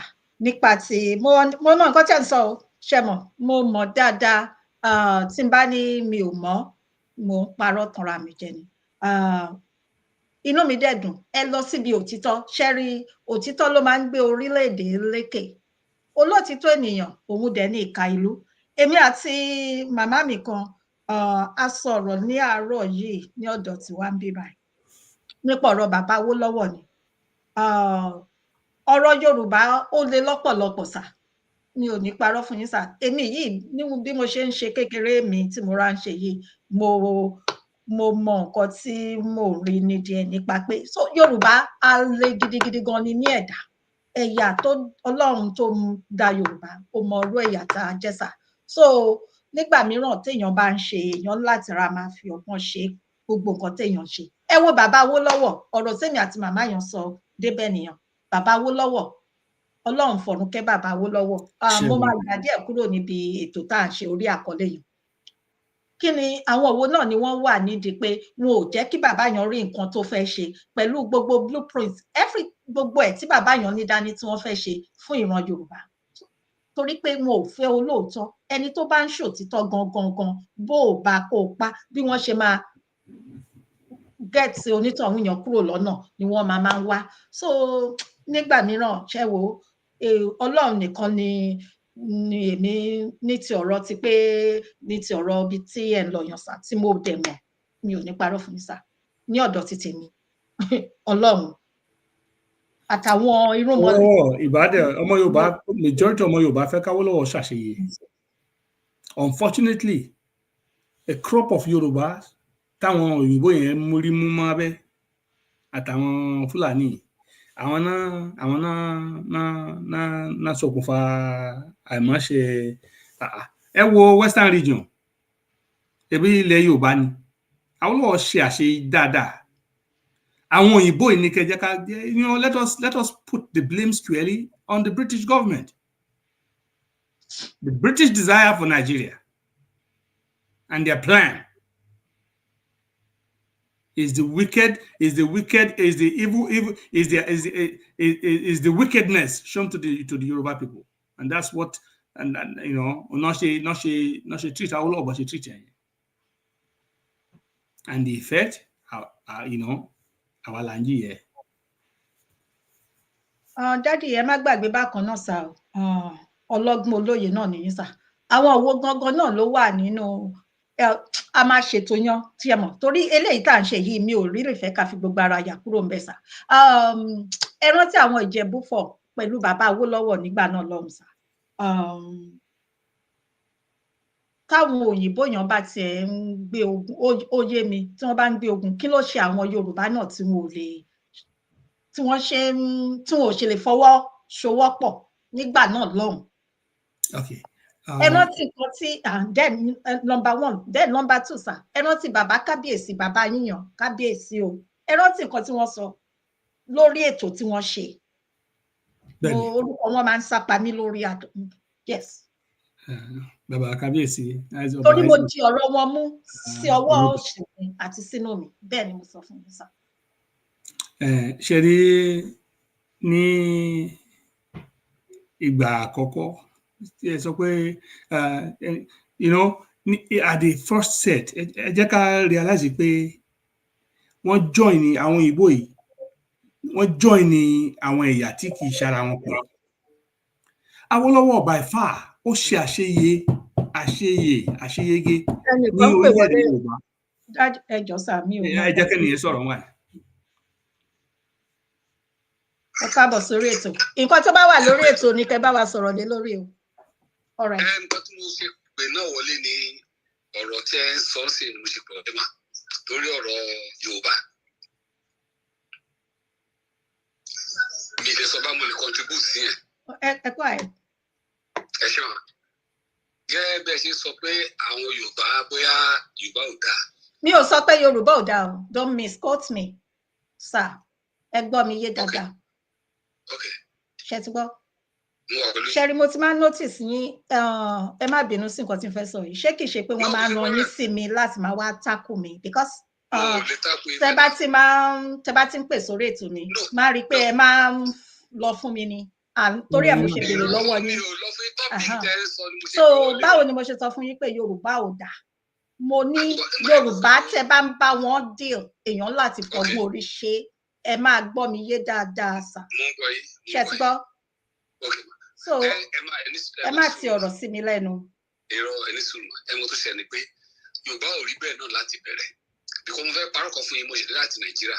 Màmá mi sọ kọ́kọ́ fún mi pé àwọn máa ń fi ẹsẹ̀ rìn láti Ìjẹ̀bú-Jẹ̀ṣà lọ sí Ìlọrin láti lọ tajà. Pé táwọn bá dẹ̀ ń lọ, àwọn ojú obìnrin mẹ́ta lọ táwọn lọ máa ń tajà. Wọ́n bẹ̀rẹ̀ lọ pé ṣé ó máa lẹ tó ń tẹ̀lé yín? Wọ́n ní no. Wọ́n nítorí ayé ìgbà yẹn wọ́n ní kò sí mọ́tò, kò dẹ̀ sí wàhálà. Bọ̀ mo fẹ́ jẹ́ ká mọ̀ wípé ilẹ̀ Yorùbá náà ló ń gbà tó fi dé Ìlọrin tó dẹ̀ sí nǹkan tó ṣe wọ́n. Ṣé gbára mi sí? Ilẹ̀ Yorùbá náà ló gbà láti Ìjẹ̀bú-Jẹ̀ṣà tán fi lọ sí Ìlọrin tán lọ tajà. Nígbà bá ti lọ tajà fún àwọn ìkà, àwọn tó fẹ́ sẹ́ni padà láti Ìlọrin wá sí ìlú Ìjẹ̀bú-Jẹ̀ṣà tó dẹ̀ sí nǹkan tó ṣe wọ́n tó dẹ̀ kò sẹ́nu tó ń tẹ̀lé àwọn. So ilẹ̀ Yorùbá ò rí báyẹn tẹ́lẹ̀. Àwọn nǹkan burúkú táwọn òyìnbó gbé wọlé náà ló fa ilẹ̀ Yorùbá tí ilẹ̀ Yorùbá fi rí báyìí lọ́jọ́ tí èyí. Ọmọ Yorùbá ò rí báyìí tẹ́lẹ̀. Tí ọmọ Yorùbá bá rí báyìí tẹ́lẹ̀ ni ẹ̀jẹ̀ yẹn ó wà nínú ẹ̀jẹ̀ bàbá Awólọ́wọ̀. Ṣé bí bàbá Awólọ́wọ̀ Yorùbá ni tó lè mú nǹkan dáadáa wá sí ilẹ̀ Yorùbá, tó bìrì ilẹ̀ Yorùbá, tó mọ̀ pé education ó yẹ kó wà nílẹ̀ Yorùbá. So kì í ṣe pé bá àwa Yorùbá náà àrí bẹ́ẹ̀, but gẹ́gẹ́ bí bàbá ṣe ń sọ ń sìn, ṣé rí àwọn òyìnbó wọn ti brainwash àwọn èèyàn wa? Bẹ́ẹ̀ ni pé nígbà tí àwọn òyìnbó dé àwọn òbí Ọlọ́run fún nǹkan tó bá sọ à ń gbà wọ́n gbọ́. Àwọn dẹ̀ ní wọ́n ti wo future Yorùbá, wọn fẹ́ kí future Yorùbá wọn fẹ́ kó bright. so wọ́n láti lo ọmọ Yorùbá náà láti tápọ̀ ọmọ Yorùbá ṣé báwo lọ́wọ́ ohun èlò 1959 bọ́ sọ mo lè send voters card dáa ní 1959 mo lè send sí mo lè send ẹ̀ sí NCC kò ṣe báyìí sọ dáa lè mi fi kú pọ́n delete but máa send kini voters card dáa ni mo lè send ẹ̀ sí ìjọba fẹ́ even ID kini voters kini mo lè send ẹ̀ pẹ̀lú picture pẹ̀lú orúkọ ẹ̀rí gbogbo ẹ̀ tó tẹ́ bá fẹ́ mo lè send ẹ̀ sí sí mo yẹ báyìí sọ̀rọ̀ mà mo lè send ẹ̀ sí bàbá àwọn kó ìkiri pé so Yorùbá ò rí báyìí tẹ́lẹ̀ but àwọn òyìnbó yìí náà wá tó ń brainwash àwọn ọmọ Yorùbá against ọmọ Yorùbá pé ṣé bẹ́ẹ̀ kò ṣe rí tẹ́lẹ̀ nìyẹn ṣé bá àwọn Yorùbá náà ló wá tán ba Èkó jẹ́ ṣé bí Ìbàdàn ṣe rí tẹ́lẹ̀ nìyẹn àwọn èèyàn náà ló brainwash àwọn Yorùbá tán ba Ìbàdàn jẹ́ náà Yorùbá ló ń gba àwọn Ìgbò wọlé tí Ìgbò lé Yorùbá kò nínú ilé pé so gbogbo ẹ náà brainwashing ni àrí bẹ́ẹ̀ tẹ́lẹ̀ nígbà táwọn àwọn èdèkédè yóò ti wọ ilẹ̀ Yorùbá àrí báyìí ìfẹ́ wà à ń live fine à ń gbogbo abára wa gbé abára ṣe kò sí kò tó jẹ́ pé ẹ̀sìn kò sí Christian kò sí Muslim gbogbo abára gbé bí ọmọ ìyá kan òun ti kó àwọn tí ò yẹ kó tán kó wọlé ojú kan wá dà ọ́ pọ̀ mọ́ wa so kí ni ẹ̀ ti change mentality ọ̀rọ̀ mo ṣe láti Èkó ni màmá. àwọn ò ní láti lọ sí Èkó àwa náà rí bó ṣe ń rí so ẹjọ bá mi ṣe kọ́mọ́kọ́mọ́ sà so tẹ bá délẹ̀ Yorùbá ẹ rí pé àwọn ìwà tó ń wù kó ṣe ìwà tó jẹ́ ìwà ọmọ Yorùbá ìwà tí àwọn àlejò gbé wá tó ń gbéwọ̀ sí wọn lọ́rùn ni ẹ ṣe ẹ̀kọ́ ètò. ẹjọ torí Ọlọ́run ẹ jẹ́ kí n bá yín bàbá tí mo mọ̀ pé máa gbọ́ ètò wa ẹjọ torí Ọlọ́run ẹ má bínú dádì kí n tó tẹ̀síwájú mo ní láti ṣe nǹkan kan àkọ́kọ́ náà ṣe rí bàbá tí wọ́n máa ń pè wọlé yàn wọ́n máa ń fẹ́ tákù mi number one ẹ má ṣì mí gbọ́ tí mi ò bá láìkì ìran Yorùbá mi ò ní ṣètò tí mò ń ṣe mo dẹ̀ máa ń tẹnumọ́ ní gbogbo ìgbà ìkejì máa ń sọ ní gbogbo ìgbà nǹkan bẹ́yìn ṣe rí nǹkan ó lè yàtọ̀ sí bẹ́ẹ̀ mi ṣe rí ẹ má takù mi fún a máa dìjọ fọ̀rọ̀ wérọ̀ ni torí ẹ̀ mo dẹ̀ ṣe sọ pé nǹkan tó wà ní orí ètò ní kẹjẹ́ ká treat so ẹjọ́ ẹ gbọ́ mi yé dáadáa o èmi ń gbé àṣà àti ìṣẹ̀lẹ̀ Yorùbá lárugẹ ni mo dẹ̀ ń sọ nǹkan tí mo gbọ́ lẹ́nu àwọn èèyàn tí wọ́n sọ òun ni mo fi ń sọ̀rọ̀ tó bó ṣe jẹ́ nìyẹn ẹ káàbọ̀ dáàdì Ṣọlá tí ẹ ṣe gan ni sà ẹ tẹ̀síwájú sà. Yeah, so tẹ́ bá wo Western region gbogbo Yorùbá pátápátá majority Yorùbá pátá ìmọ̀ wọn ṣọ̀kan pẹ̀lú Awólọ́wọ̀ làwólọ́wọ̀ ṣe rí àti pé Ọlọ́run tó wá fún lọ́gbọ́n Ọlọ́run fún ní ìmọ̀ ó dẹ̀ fẹ́ràn ó fi ẹran kí mo fẹ́ sọ aṣíwájú sí lára lẹ́yìn tí Yorùbá lè gbà fún so but àwọn òyìnbó yìí they just needed a few people ẹ wo Yorùbá ti Awólọ́wọ̀ lẹ́yìn gan káàkiri ẹ wo gbogbo nǹkan tó ṣẹlẹ̀ ní gbogbo ayé wẹ́ẹ̀tì ẹ̀ gbogbo ayé gbogbo táìmì yẹn but òyìnbó mú wa pọ̀ máwọn àti ìsara wa wọ́n dẹ̀ fi wá padà sínú orílẹ̀-èdè kan náà wọ́n sì ń coach àwọn ọ̀tá wa lórí ọ̀rọ̀ constitution wa wọ́n dẹ̀ kọ́ wọn bí wọ́n ṣe lè on how to make sure pé pàápàá jùlọ Awólọ́wọ̀ pé kò dé ipò agbára mọ́ kí ló dé because ó wà nípò agbára ní Western region wọ́n rí nǹkan tó ṣẹlẹ̀ the advancement and the progress that are taking place Western region was loaning money to the whole federal government Western region listen it was very obvious kì í ṣe àwọn èèyàn wa náà mọ̀ fẹ́ kó bá Awólọ́wọ̀ ṣùgbọ́n ṣé hàn a lè má inú èèyàn méjìlá kò lè má sí Júdásì mẹ́ Júdásì ilẹ̀ Yorùbá ni Ọbásanjọ́ Àrẹ̀mú Ẹbọrọ̀wú he was the one who allowed the British to succeed finally lórí ọ̀rọ̀ ọmọ Yorùbá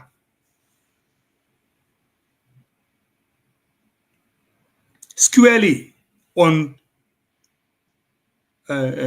General Olúṣẹ́gun Ọbásanjọ́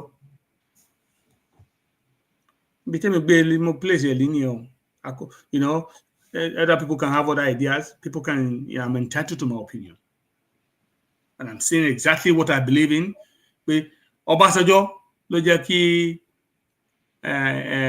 páńpẹ́ àwọn òyìnbó yẹn kó fẹ́ ṣe kúpọ̀ ọmọ Yorùbá tá pàápàá ń tòótọ́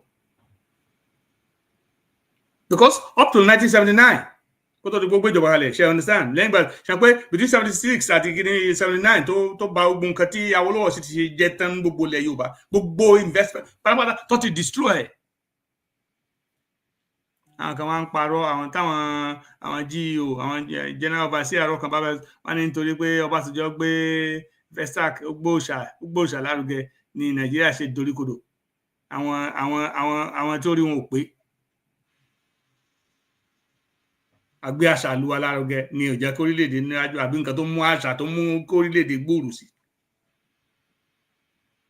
What people will not say that this is that we have a bastard that destroyed everything that the patriot has worked for and labored for, and destroyed the future of a whole race, and sold it and gave it at a plot of gold to our enemies.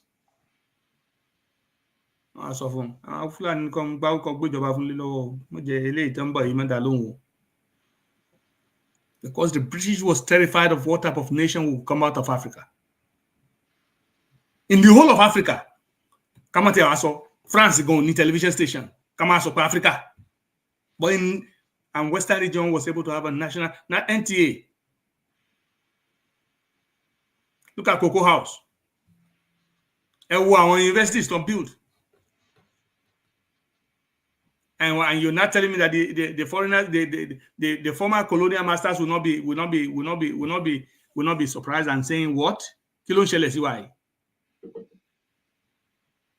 Wọ́n dẹ̀ rí nǹkan gbé mọ́ látọ̀dọ̀ ní Western region through federal government ló dẹ́kù náà ṣe ẹ̀wò mo gbàgbọ́ Awólọ́wọ̀ ìbá ṣe àṣeyege àwọn ọ̀tá Yorùbá wọ́n sì lo ọmọ Yorùbá against wa. Wọ́n bọ́ Yorùbá tán lò wọ́n ju péréṣe náà lọ lórí wọn Ọbásanjọ́ di. Yaba ti ń dárúkọ yaba ní borí ajá àwọn bàbá ní ká máa porí kòkó tó fi ṣe. Yaba ti ń sọ ìwà ìbàjẹ́ àti ìwà ìbànújẹ́ tí àwọn Britain yìí hù tán hù sí ọmọ Yorùbá tó ṣekú pa ọ̀pọ̀lọpọ̀ wa rẹpẹtẹ. Àwọn tó fẹ́ sá kúrò Nàìjíríà tán kú mélòó ni wọ́n? Àwọn tán sá kúrò Nàìjíríà tán wà ní Libya tán ṣerú tán kú síbẹ̀ mélòó ni wọ́n? Àwọn tán sá kúrò lọ Iraq, Iran tán rape wọn everyday tán gbogbo ẹ̀ lórí social media tán pa tán kú dànù tá àmọ́ àwọn tán sá kú tán fi rọ́gbé lọ India lọ ṣe tán harvest organ tán pa wọ́n tán lẹ́yìn harvest organs ọ̀nà ara wọn lọ́mọ Yorùbá tó pọ̀ rẹpẹtẹ orí gbogbo wọn òkè ẹ̀san máa jà. Àwa sọ ilé ìtàwọn Fúlàní ń gbé pa àṣọ àwọn tó ń lọ síbítù tí ó ṣoògùn tó fẹ́ fi wọ́n sàn tán kú àṣọ àwọn tó wọ́n níṣẹ́ lọ́wọ́ tó wọ́n lè jẹun tán kú dànù. Ẹ̀yin wa kóra ń ṣe kọ́rídọ̀ Aso Rock sẹ́ńtọ̀ kọ̀ọ̀kan mọ̀ gba 30 million every month inú ẹ̀ ní vulcanizer ò ti ní iṣẹ́ táyà kan ṣe lójúmọ́ ayé ìgbà kan vulcanizer ń kọ́lé wọ́n ra mọ́tò wọ́n gbéyàwó wọ́n bímọ lóde òní ẹ sọ fún mi dókítà tí ò bá múra bóyá ní ó ra spoke kẹ̀kẹ́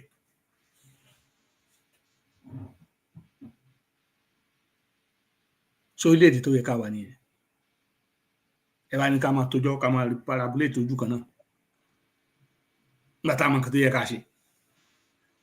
We have checked all the boxes that we need to check off when it comes to civility and process and procedure and protocol. You know, we have done all of those things according to the books. Now you want us to continue to talk and circle and parabolate all around and be considered a serious lot.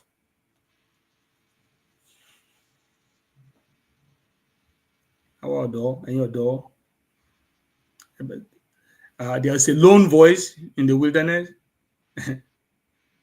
John the Baptist ló wà lọ́wọ́ ní gbóhùn ẹnìkan ní agéjù tó ń tún ọ̀nà Olúwa ṣe. Maybe this show is telling, it will be speaking to some people that need to understand and act. That it is too late already. It's almost too late for us not to be active. not to be involved, not to take a serious action that the world will listen to.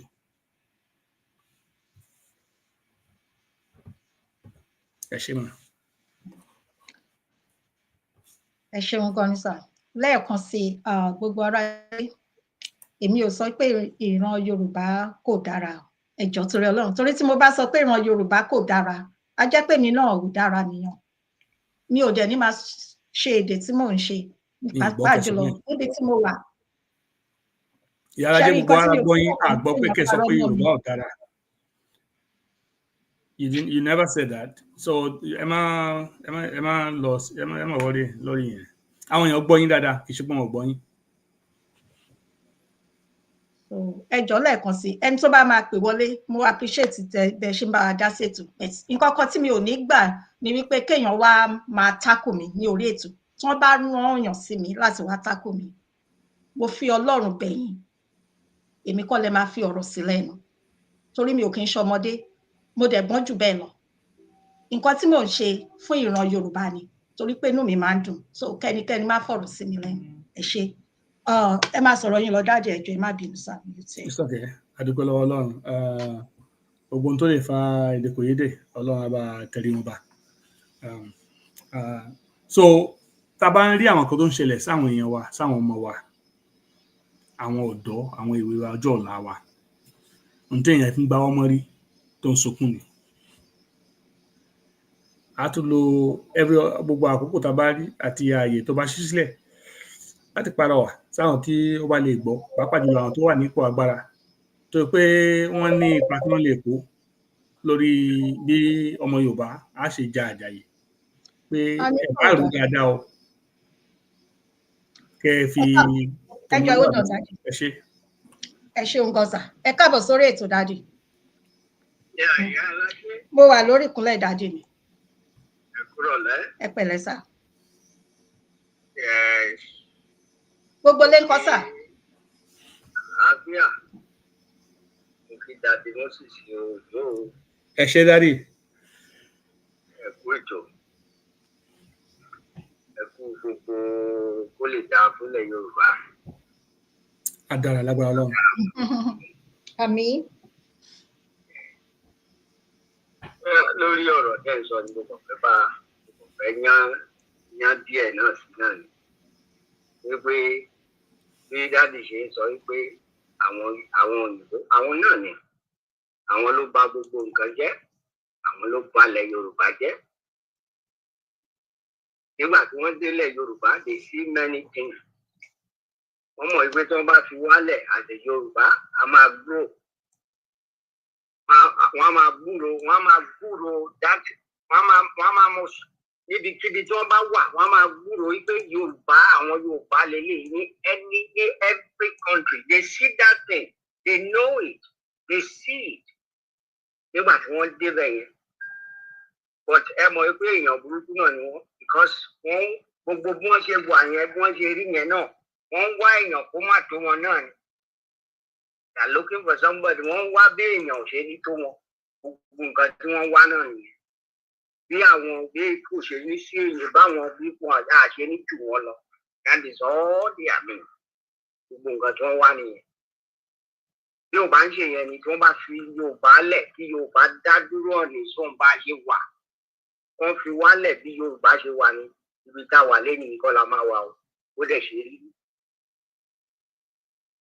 Kí ni èèmù nígbà tí wọ́n délẹ̀ Yorùbá láti rí pé òkè Yorùbá ò ní lè jẹ́ gbogbo nǹkan tí wọ́n fẹ́ kí Yorùbá jẹ́?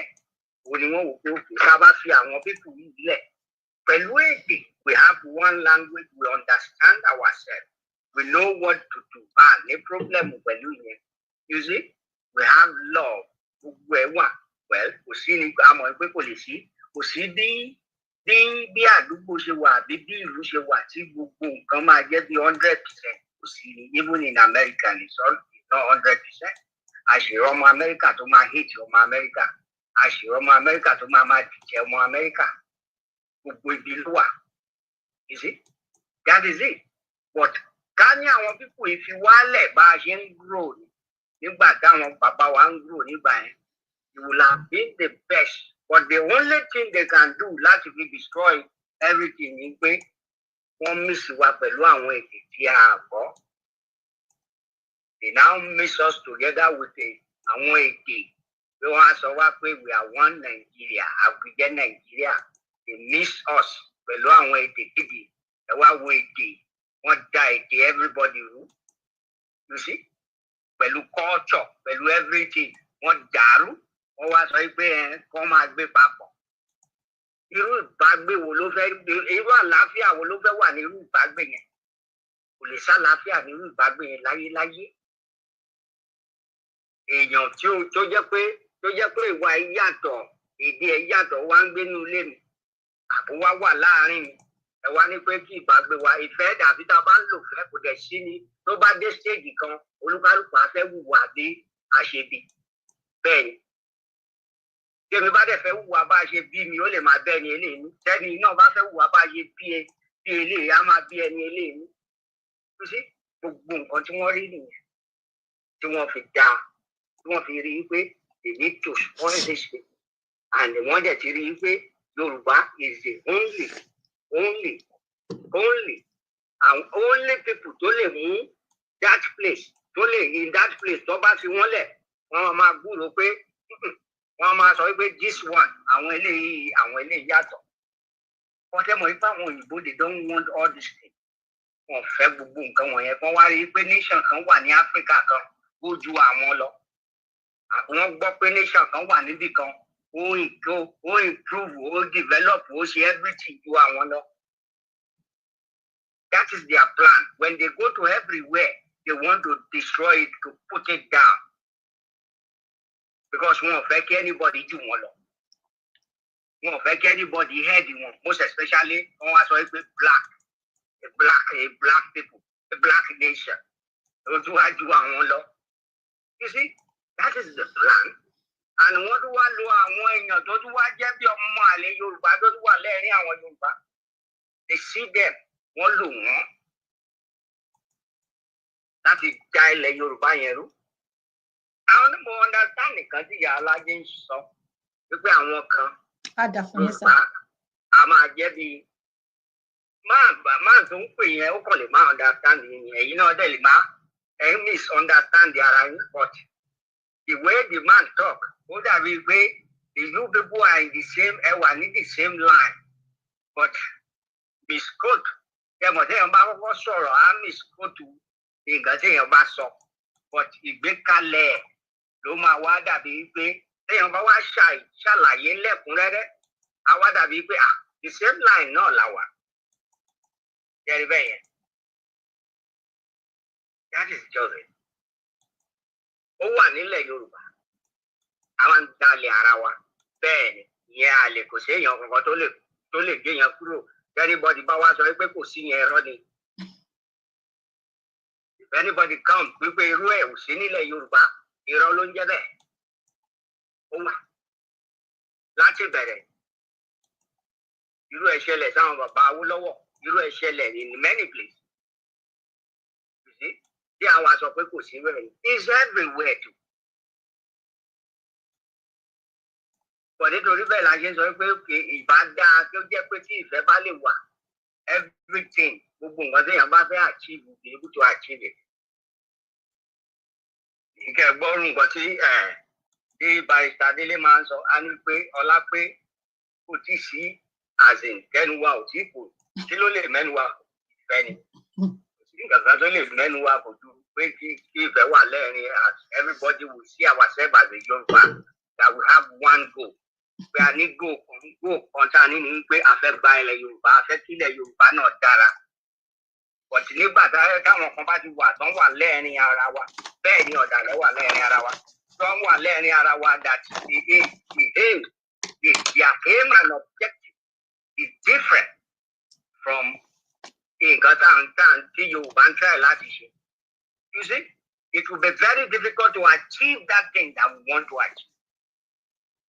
Tàbá tí irú àwọn ẹni bẹ́ẹ̀ bá wà lẹ́rìn ara wa, which tó dẹ̀ wà tí wọ́n pọ̀. Èyí tá a bá wá ń pọ̀ tá a ń parọ́ tọra wa pé kò sí ìsìn irọ́ ló ń jẹ́ bẹ́ẹ̀.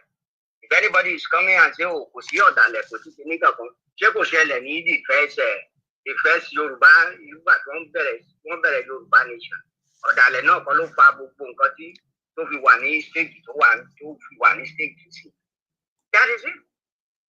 Ìyá alájẹ, you are not wrong of what you say because it's there. Ó wà. If anybody is coming to defend that there is nothing like that, that is a pure big lie. The only thing is pé ká bá lè bá parapọ̀ ká mú àwọn tó jẹ́ pé bí ẹlẹ́sìn tó jẹ́ pé ẹ̀sìn ti turn brain wọn upside down. Wọn ò jẹ́ kí wọ́n lè ronú straight mọ́. Ká bá lè mú kúrò, that is the only way we can achieve whatever we want to achieve. But irú àwọn yẹn bá sì wà lẹ́rìn because àwọn yẹn máa fight fún ẹ̀sìn. Wọ́n máa believe wípé ẹ̀sìn là ń fight fún. Yes. Yes, nílẹ̀ Yorùbá everybody fẹ́ create tí ìfẹ́ bá wà anybody can do it ẹ̀sìn. Kò sí èèyàn kan tó lè mú anybody pé kó fagbára ṣe ẹ̀sìn kan àbí kó má fagbára ṣe ẹ̀sìn kan. Ṣé ẹ̀sìn tó bá wù ẹ́? But see yourself as a Yoruba first. The first thing, I'm a Yoruba. I love the Yoruba. I have to fight for Yoruba. The first thing they see themselves as an American. Fight for America before they fight for anything.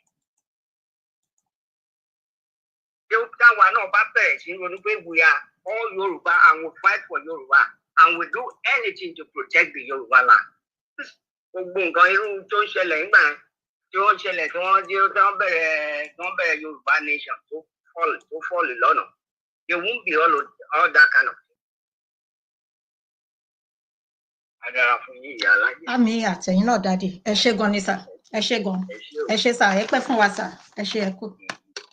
Ẹ ṣé dádì, thank you so much. Wọ́n dídá sí dẹ́bà dá sí tó.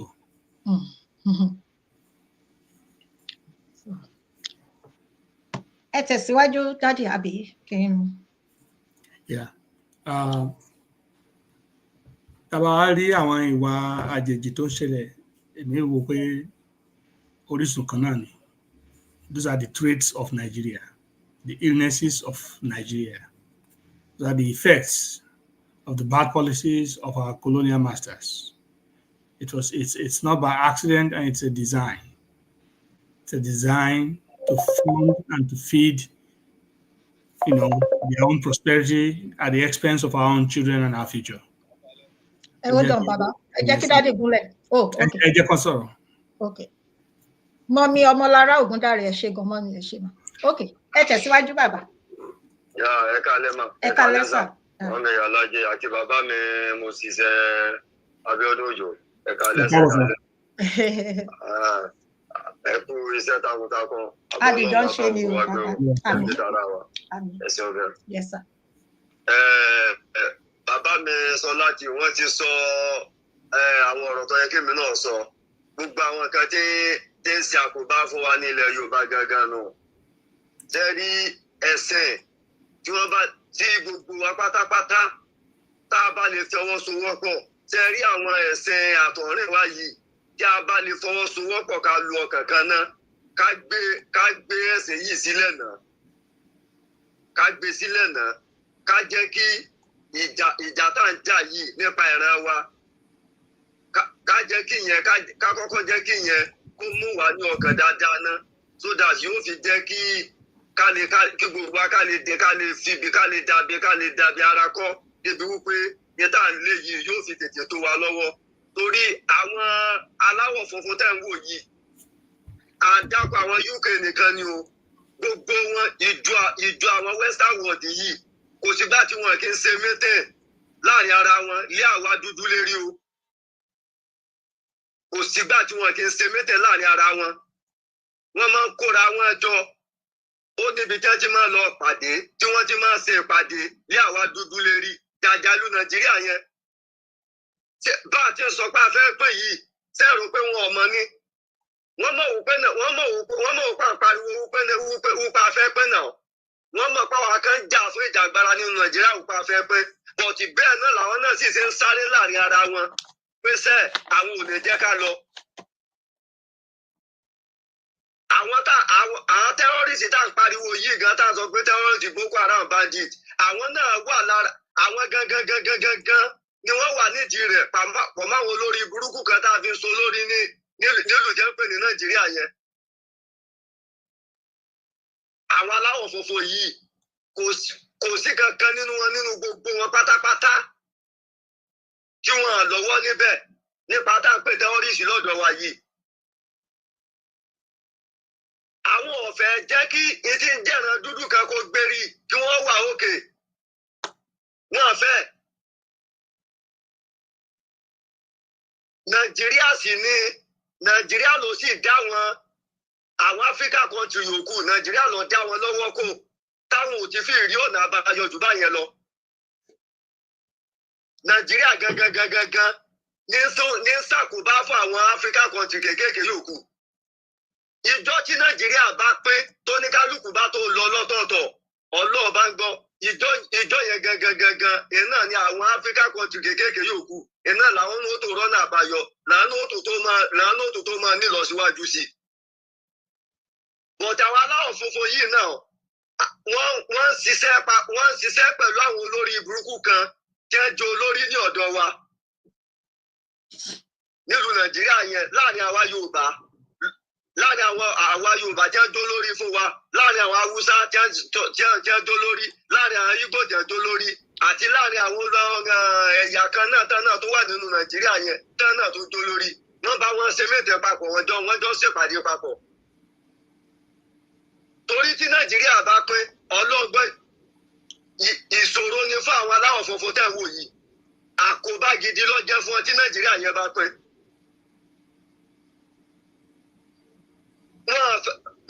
Wọ́n fẹ́ jẹ́ káwọn máa gbé gbèsè ayé rọrùn ṣùgbọ́n tẹ́ ẹ bá sì wá sí àwa tá a sì wà lọ́dọ̀ wọn wọ́n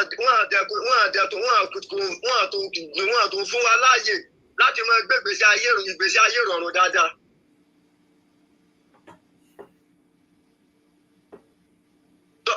Sọ yẹ kó rí bẹ́ẹ̀. Ìjẹ́ dàjàlù táwa jẹ wà yìí ìjẹ́ ń pè ní wípé bọ́yá kéèyàn máa san táàsì pé kéèyàn máa fi gbégbèsè ayé rọrùn àwa là ń ṣiṣẹ́ yẹn fún wọn. Wọ́n ń ṣiṣẹ́ ní bíbá yìí àwọn ìṣiṣẹ́ tiwọn àwọn tí wọ́n sì ń ṣiṣẹ́ nínú wọn gan iṣẹ́ tí wọ́n lò dúdú fún bí ọjọ́ kan wàláì ọlọ́ọ̀bá ń gbọ́ àwọn aráàlú yìí wọ́n lè má parí ẹ̀ fóṣù kan. Iṣẹ́ titi wọn bí ìgbà pé yẹn ṣe náà ṣe máa ṣiṣẹ́ titi wọn. Tó ṣe pé tẹ́ ẹ bá rí wọn bí tẹ́ ti ń ṣiṣẹ́ gan wàláì inú ó sì máa bí yín wípé iṣẹ́ náà ni wọ́n ṣe lójú ara wọn wò. Wọ́n máa tẹ fóònù wọ́n máa send voice call wọ́n máa kọ́ fídíò kọ̀ wọ́n máa gbé fún ara wọn pé wo ìyàwó mi wọ́n máa mi wo girlfriend mi gbogbo ẹ̀ wọ́n máa lọ kàfé balẹ̀ mi wọ́n lọ máa mú kàfé wọ́n ṣiṣẹ́ náà nìyẹn o. Ṣùgbọ́n yín dúdú ọlọ́gbọ́n tó bẹ́ẹ̀ kẹ́ rìsífù kọ́ tó bẹ́ẹ̀ kẹ́ mú fóun jáde pé ẹ wà máa wojú fóun báyìí. Àwọn tẹ́ ẹ jọ ń ṣiṣẹ́ nílé iṣẹ́ kan náà ni o. Owó tí wọ́n máa san fẹ́yìn owó títí ọmọ bíbí wọn tátà jẹ́ sí ti ṣe bíbà yìí nínú ìdá mẹ́ta owó tí wọ́n máa san fún ṣíṣe ṣe títí wọn ìdá kan nínú ìdá mẹ́ta wọ́n máa san fẹ́yìn ibì kan náà lẹ́sìn tó gbé jọ ń ṣiṣẹ́ ẹ̀yin lẹ́sìn tó ń ṣiṣẹ́ jù.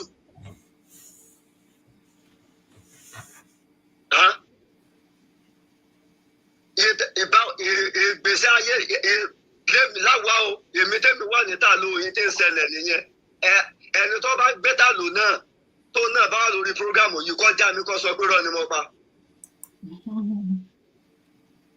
Ẹ máa ṣiṣẹ́ wọ́n kọ 4 hours sínú contract yín wọ́n sì lè lò yín ṣiṣẹ́ 9 hours àbí 10 hours. Wọ́n sì fi 4 hours sínú contract yín. Ẹ tó wá lè lọ control contract yẹn níbi tẹ́tí mọ́ control contract yẹn bíi CAF wọ́n sọ fún yín pé fake ni wípé contract yẹn ọ̀dà. Ìjẹ́ fojú wá rí nìyẹn. ṣé bá ti máa bá lọ nù. Àwọn péréte kan wá lè ti torí títara tí wọ́n nìkan wọ́n wá fi ṣe àkóbá fún àwa. Ojú gbogbo àwọn ọmọ Yorùbá tiẹ̀ ti là ní gbogbo ilẹ̀ Yorùbá gan. Ojú gbogbo ọmọ Yorùbá ti là. Ifo tó fi di abúlé wọ́n ti mọ tí ń jẹ́ Yorùbá nation lábúlé gan. Ṣùgbọ́n pé kí gbogbo wọn wá jáde níjọ́ kan náà ká gbára wálẹ̀ wípésẹ́ àfẹ́ wà Nàìjíríà mọ́. Gẹ́gẹ́ bí bàbá mi Moses Abiodun Ojo bí wọ́n ti sọ nísìnyí bí wọ́n ti sọ láìpẹ́ yìí wọ́n sọ ọ̀rọ̀ kan lẹ́ẹ̀kan wọ́n ní wípé tẹ́ ń gbọ́ mi mà. À ń gbọ́ yín sà, gbogbo lé ń gbọ́ yín bàbá, à ń gbọ́ yín sà. Wọ́n sọ ọ̀rọ̀ kan láìpẹ́ yìí wọ́n ní wípé àwọn òyìnbó aláwọ̀ funfun yìí wọ́n fẹ́ ká kúrò nínú wọ́n àti ẹ̀fẹ́ ká tiẹ̀ kúrò ní inú Nàìjíríà wọ́n sì fẹ́ kí Nàìjíríà máa wà bẹ́ẹ̀ lọ náà ni. Bẹ́ẹ̀ sì ni àwọn ò sì ní gbà fún wọn torí wípé ní ìlú títí wọn èdè kan ni àwọn ń sọ ní gbogbo European pátápátá èdè kan náà èdè ara irú ìtàló ní ìsìn yìí òun àgbèdè France ò gbèdè ìtàló France ò gbèdè Germany ò gbèdè France wọ́n wá sọ́dọ̀ títí wa gẹ́gẹ́ bí bàbá mi ti sọ lẹ́ẹ̀kan wọ́n wá dá àwa pọ̀ àwa tá a gbèdè ara wa wọ́n wá dá wa pọ̀ àṣèdè kan náà kọ́jọ wọn papọ̀ wọ́n sì wá dá wa pọ̀. Àsìkò tó yẹ ká jáde nílẹ̀ Yorùbá ni torí tá a bá jáde báyìí tipẹ́tipẹ́ ló yẹ ká ti jáde gẹ́gẹ́ bí bàbá mi ti sọ lẹ́ẹ̀kan tipẹ́tipẹ́ tẹ́rí mistake tá a ṣe ni wípé látìgbà tí ẹ ti fẹ́ lọ pa ọ̀tá olódì bàbá tí Sunday Igboho mọ́lẹ̀ yẹn àtìgbà yẹn ló yẹ ká ti dà nǹkan rú nílẹ̀ Yorùbá ọlọ́gbọ́n tó bá ṣe wípé a jáde nígbà yẹn ni tí nǹkan dàrú Nàìjíríà ọba ti pín nígbà yẹn. Nàìjíríà ọba ti pẹ́.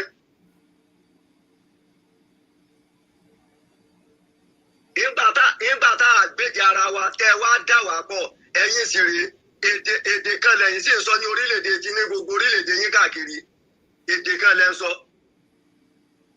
Mélòó ni population ti yín?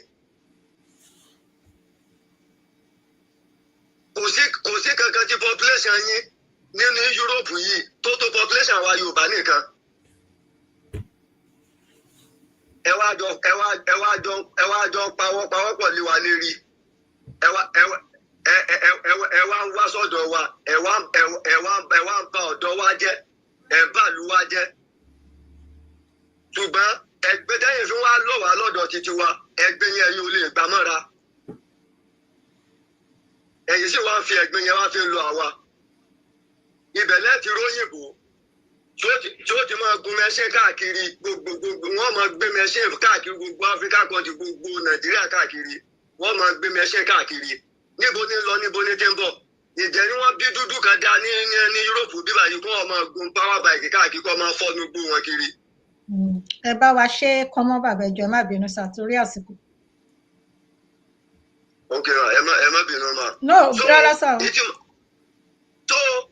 Èyí tí máa fẹ́ fàyọ ni wípé rálì tí wọ́n ní ń bọ̀ láìpẹ́ yìí kí gbogbo àtàbá nílùú ìbò pàápàá ká sọ fún àwọn mọ̀lẹ́bí wa nílé káwọn náà jáde kò sí bẹ̀rù kankan mọ́ báyìí rárá kò sí bẹ̀rù kankan mọ́ báyìí ẹ̀tọ́ wa ni a fẹ́ ẹ̀tọ́ wa là ń jà fún àṣẹ wà Nàìjíríà tí a gbèdé ara wa tá a kì í ṣe kankan náà àṣẹ mọ́ kò sí jà ń bẹ̀. Ṣé báwọn aláwọ̀ funfun yìí kí ló dé táwọn pẹ́? Irú àwọn ìtàlóyè ṣe France Spain gbogbo wọn papọ̀ German ṣé bí àwọn àpapọ̀ tẹ́lẹ̀ ni ṣé àmọ́ bí wọ́n ṣe jà ní. Gbogbo ẹ̀rọ sí wa nínú YouTube bá tẹ́ bá gbogbo YouTube bí wọ́n ti jàjà wọn bó ní kálukú wọn ti lọ lọ́tọ̀ọ̀tọ̀ kí ló bá omi Germany jẹ́ tí bára àjàjẹ́ jáde gbà yẹn ni.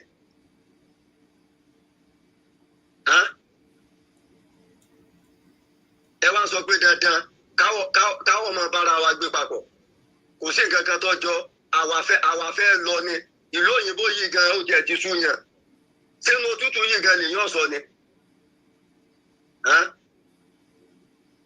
ó ti súnyàn káwa náà tètè padà sílé ẹ wo àwọn Fúlàní kan táwọn Ghana tí a tó ṣẹ̀ṣẹ̀ fi mọ́tò tírélà ńlá yẹn Ghana tó ṣẹ̀ṣẹ̀ lé wọn ni kódà tírélà wọn tó fún ọ lọ́fẹ̀ẹ́ ọ̀fẹ́ ni mọ́tò tó gbé wá láti Ghana nínú Nàìjíríà náà tó kóra wọn wọ̀. Inú Nàìjíríà ni a tó kóra wọn wá. Àwọn Ghana flush wọn kó nípa àwọn ọ̀fẹ́ wọn mọ́ rárá ìdí jẹ́ Fúlàní àwọn ọ̀fẹ́ lọ lórí ilẹ̀ àwọn ọmọ. Wọ́n ti ń pọ̀ wá Nàìjíríà. Nígbà bá ń pọ̀ wá Nàìjíríà yẹn náà kọ́ ilẹ̀ Yorùbá wọn darí bọ̀. Èyí tó ṣẹ̀ṣẹ̀ ṣẹlẹ̀ ni. Àlẹ́ máa gbàgbàkúgbà mọ́ra náà.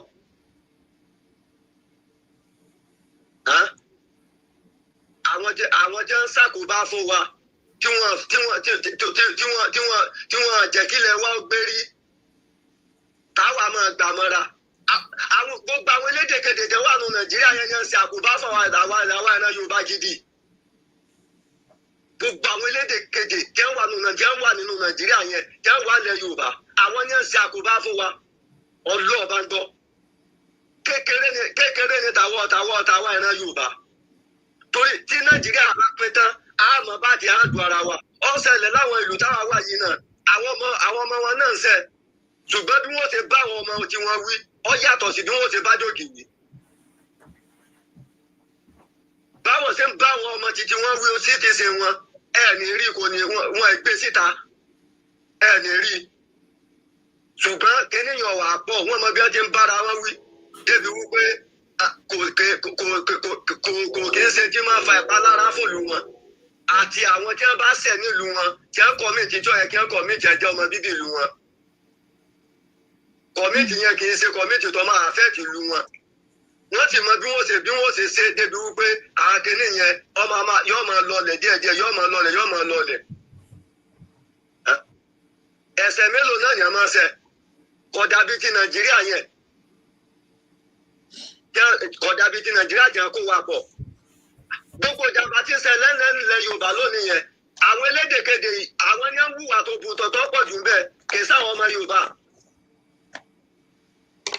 Ilé Yorùbá wá ilẹ̀ Yorùbá ilé yóò máa bọ̀ ilẹ̀ Yorùbá ilé yóò máa bọ̀ ilẹ̀ Yorùbá.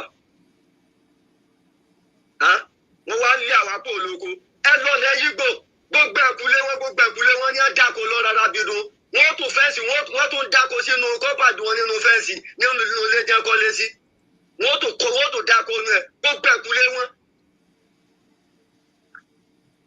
Ẹ jẹ́ káwọn ọmọ Yorùbá etí ń jẹ́sìn ẹ jẹ́ ká pàtì etí ń jẹ́sìn ẹ̀sìn yẹn iná ni à ń lọ àgẹ́sì wa tí wọ́n fi ń ṣe àkóbá fún wa tí wọ́n fi jẹ́ ká máa ṣalátakò ara wa. Nílẹ̀ Yorùbá ìbò mélòó lẹ ti rí nílẹ̀ Yorùbá tí Yorùbá ń dáko sí ẹ̀kúlé kí ń dáko sínú inú fẹ́ǹsì nígbà tó bá kọ́lé sínú kọ́mpáàdì tán yóò fẹ́ǹsì yóò tún dáko sínú fẹ́ǹsì ẹ lọ lẹ Yígbò lọ tàbí ẹ wo ojú ọ̀nà ilẹ̀ gbogbo ilẹ̀ Yorùbá bó ti bàjẹ́ lọ pátápátá ẹ lọ lẹ Yígbò kẹ́ ẹ tó rí ojú ọ̀nà kẹjọ bàjẹ́ bẹ́ẹ̀ ò le gidigidi. Gbogbo àwọn ọ̀nà wọn ọ̀tẹ̀ ló fẹ́rẹ́fẹ́ ní gbogbo àwọn ọ̀nà wọn nílẹ̀ Yígbò. Ẹ bá wa ṣe ẹjọ́ bàbá ẹ ṣeun gan ni sà. Ẹ bá mi ẹ ṣe gan ni ẹ ṣe àdìjọ nínú ẹ ṣe gan sà ẹ ṣe bàbá ẹ ṣe sà Ọlọ́run ò ní fi yín lẹ̀ ẹ ṣe gan bàbá. Dádì so mo kí ẹjọ́ ẹ má bínú sà bàbá wa Ọpẹ́ Olúwa ni àti dádì Síkírù Adéwálé Suleiman ẹ káàbọ̀ ẹ ṣe gan ni ẹ tẹ̀síwájú dádì. A dúpẹ́ lọ́wọ́ Ọlọ́run mo dúpẹ́ lọ́wọ́ àwọn tó ń bá wa dá sí ètò a dúpẹ́ pé gbogbo wa ìmọ̀ wa jọ ń ṣe ọ̀kan lórí pé kò sí àríyànjiyàn pé kí ọmọ Yorùbá kúrò ní orílẹ̀-èdè Nàìjíríà lágbára Ọlọ́run á sì ṣèṣe fún wa ṣùgbọ́n káwa náà mọ́ káwa gbéra ká mọ́ kàn mọ́ wò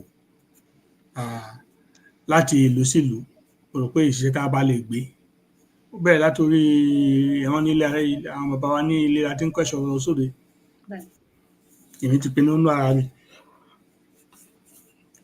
pé láti ìlú Ìgbàjọ mo ti ń bá àwọn kan sọ̀rọ̀ mo ti oko tí bàbá tèmi mo ti ìyẹn tiẹ̀ àti wá solution sí ìyẹn èmi àtàwọn àbúrò mi ṣe wá papọ̀ wá tíjọ sọ̀rọ̀ and then àti réèyàn tí àti láwọn tí wọ́n bá wa ṣe tafẹ́ ṣe bẹ́ẹ̀ kò sí Fúlàní ńbẹ̀ o wọ́n ní kò sí Fúlàní kankan ńbẹ̀ so but we have to go take it a little step forward and make sure that that's secured and then mo ti bẹ̀rẹ̀ sí bá àwọn kọ̀ọ̀kan tó jẹ́ ọmọ Ìgbàjọ bí àbúrò bí nǹkan kan tí mo mọ̀ tán lè organize abẹ́rẹ́ tó pé a lọ jẹ́ kí wọ́n máa bá àwọn ẹjọ́ hold on ẹ káàbọ̀ padà sórí ètò dádì ẹjọ́ ẹ má bínú sà ẹ káàbọ̀ padà sórí ètò dádì.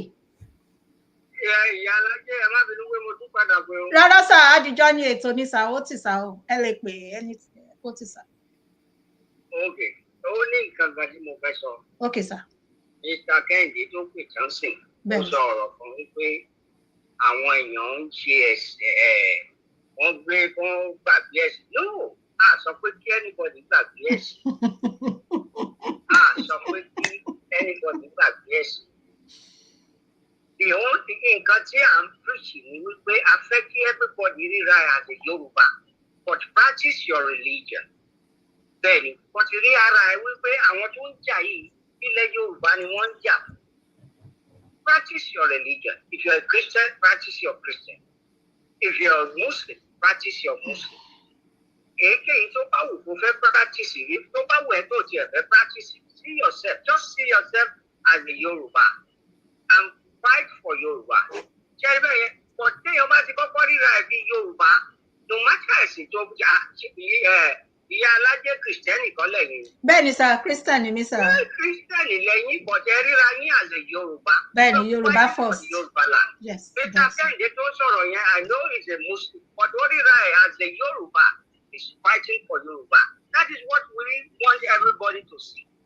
Everybody ríra ẹ̀ wípé Yorùbá ni mí but ilẹ̀ Yorùbá la kọ́kọ́ fẹ́ jà fún. The only way tá a lè fi àti tó bá tiẹ̀ tí wọ́n á jẹ́ wípé òkè o. A fẹ́ come to a terms wípé àwọn tó ń believe wípé tó bá gbalẹ̀ Yorùbá wọn ní jẹ́ kí wọ́n ṣe ẹ̀sìn wọn tó bá jẹ́ pé ká jókòó ká kọ̀wé ni àkọ́ ìwé yẹn pé ẹ má wọ́rì ẹ practice ẹ̀sìn yín bọ̀dẹ́ ẹ̀kan ní fi ẹ̀sìn yín ṣe kí ni láti fi ní àwọn ènìyàn lára ni practice your religion the way you want to practice it you see but see yourself as a Yorùbá. I think that is the way to go. Ṣé mo àwọn people wọ̀nyí there is many things wọn ò fẹ́ kí many things ṣiṣẹ́ ó ní jẹ́ gbogbo sọ kíní kan tí mò ń ṣe fún they reject it wọ́n reject kíní yẹn this is the third time tí mò ń gbé wọlé they reject it but mo sọ pé I will not give up because mo mọ nǹkan tí mo ń try láti fight fún I will not give up that is the reason ṣe rí àwọn people wọ̀nyí wọn ò fẹ́ kí ilẹ̀ Yorùbá ó ní nǹkan tí wọ́n rí they reject those things but èmi ti fún wọn ní nǹkan mi we will go ahead we will still do it this Yorùbá land we will fight it we will get it lágbára Ọlọ́run àmín Jésù á dára fẹ́yìn náà dádì ẹ ṣé gan ni sà ẹ máa jèrè gbogbo àwọn ọmọ yín ẹ ṣé àdúpẹ́ sà ẹ ṣé gan sà. a ní ẹjọ́ jẹ́ kí n sáré pé mọ́mì tí wọ́n ń pè yín mo mọ̀ pé wọ́n fẹ́ kí dádì ni ẹ káàbọ̀ mọ́mì mi mọ́mì Fúnkẹ́ Òkèlọ́lá JP. ẹ káàsán o. ẹ káàsán mọ́mì. ẹ káàsán náà. Rẹ̀mí Ọ̀ṣùgbọ́n ló sọ̀rọ̀. ẹ káàsán mọ́mì. Dr. Fúnkẹ́ Ìyálájé Global àti ẹgbẹ́ wa Honorable Moses Abiodun Ojo. Akínyìnwá. Both of you are doing a great job. Thank you so much. Mo appreciate gbogbo iṣẹ́ tẹ̀ ń ṣe fún orílẹ̀-èdè Yorùbá. Oòduà á gbè yín o. Àmì àtẹ̀yìn náà. Ẹ máa ní ìlọsíwájú o. Ẹ ní ṣì sọ o. Àmín o. Ìṣubú fáwọn ọ̀tá yọ̀ o. Àmín. Ọlọ́run ọba máa tì í lẹ́yìn o. Àmín. Mo kàn ní kí appreciate yín náà ní ojú àdúrà. Ẹ ṣé gan mami, you're awesome as well. Thank you. Your support is Ọdún láti rí yín lánàá àti èní. Ẹ ṣé gan. Àlàáfíà o. Àmín. Ara gbígbà àdúrà náà ni. Ọlọ́run fàyè gbà wá. Adúpẹ́ lọ́wọ́ Ọlọ́run. And happy new year to you, sir. Same to you, mommy.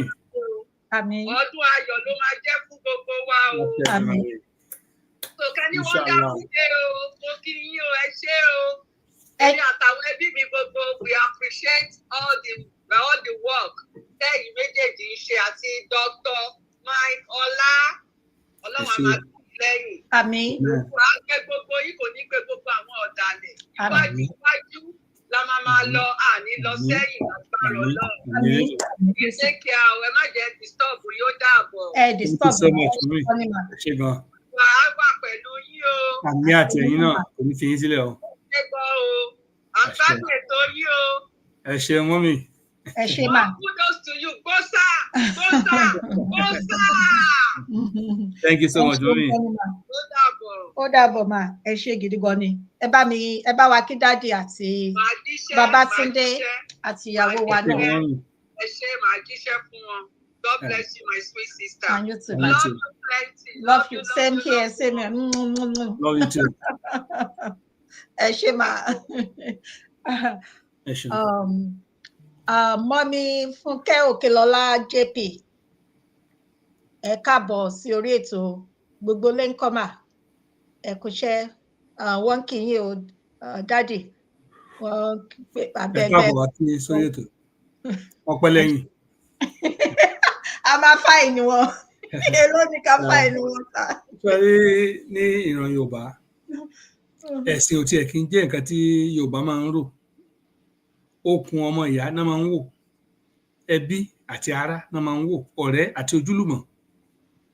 Ẹ̀sìn kò rí ìmọ́lẹ̀ láàrin ẹbí. So tẹ́ bá rí ọmọ Yorùbá kan tó wá ń sọ pé ẹ̀sìn bákan, ẹ ti mọ̀ pé irú ọmọ Yorùbá bẹ́ẹ̀ ti gbàbọ̀dé ni.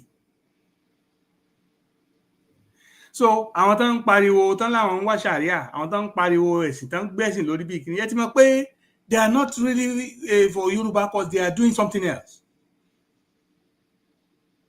Because nígbà táwọn ń dàgbà, àti mùsùlùmí àti kìrìsìtẹ́nì àti ẹlẹ́bọ àti olóògùn àti babaláwo àti kòṣèkan kòṣọ̀tún kòṣòsì, all of us live together without thinking anything else. As a matter of fact, religion máa ń dàgbà tó pé nígbà táwa bí yẹn sínú ilé kan, ẹ̀sìn tá a bá ń ṣe bẹ́ẹ̀ náà lọ lu ẹ̀ ń ṣe lọ.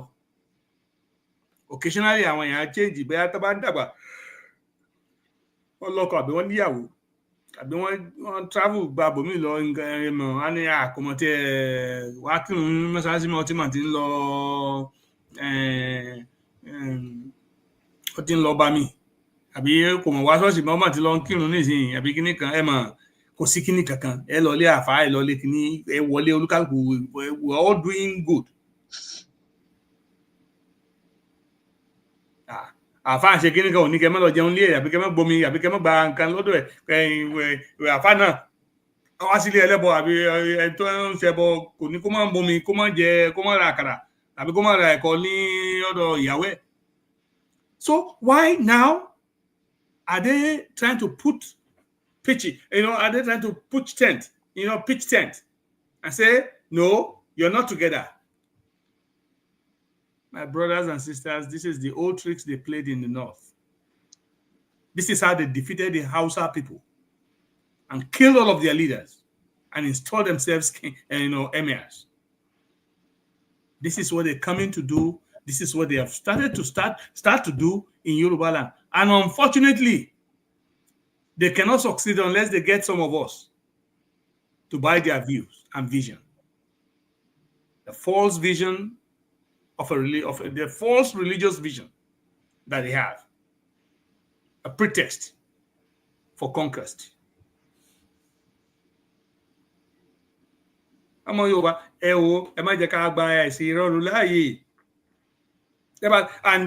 nation is not fighting, it's not a religious war. This is not a religious war. In Yoruba nation, everybody will practice whatever they believe according to how they believe it, but not infringing on any other person's rights. Oh, nígbé ẹ̀sìn wá fi disturb nǹkan tẹ́mi ń ṣe. Mi nígbé ẹ̀sìn tèmi náà wá fi disturb nǹkan tó bá wù kó máa ṣe. And we will live together in peace and in harmony. Kò sẹ́ni tí ó mọ yọ̀bẹ dùn yàn kan lọ́rùn torí pé kò sí ẹ̀sìn àbí kò kírun bákan. We cannot be deceiving ourselves. I mean, there are all of these people that are talking garbage, using religious, tán bá mú ọ̀rọ̀ ẹ̀sìn tán tẹ̀bárí tán lè ṣan rùn, tán lè ṣan ojú, tán ranjú wọn àbí bá, you know that is something else behind it. Ṣé èèyàn máa ń gbé Ọlọ́run níjà ni? Ṣé dandan lẹ̀sìn ni? Dandan ni kí n ṣe nǹkan tó fẹ́ ṣe? Kì í ṣe dandan náà. Kì í ṣe tipátìkúùkù. Àwọn èèyàn wa náà lè mú kó nù pé wọ́n lọ ń bọ Ọ̀ṣun, bọ Ṣàngó, bọ Bàtálá. Àwọn òbí wa ń bá yín ọmọ sọ̀rọ̀ sí yín pé ẹ ṣe wọ́n ṣe wá ń kírun àbí wọ́n ṣe ń lọ ṣọ́ọ̀ṣì. Ẹ̀yin wa ń lè ṣọrùn nísìnyí tó káwọn ọmọ ń padà sínú ìṣẹ̀ṣe bàbá wọn. What's your word say? If you do your work right and your religion, and your God should be able to save, keep his congregation.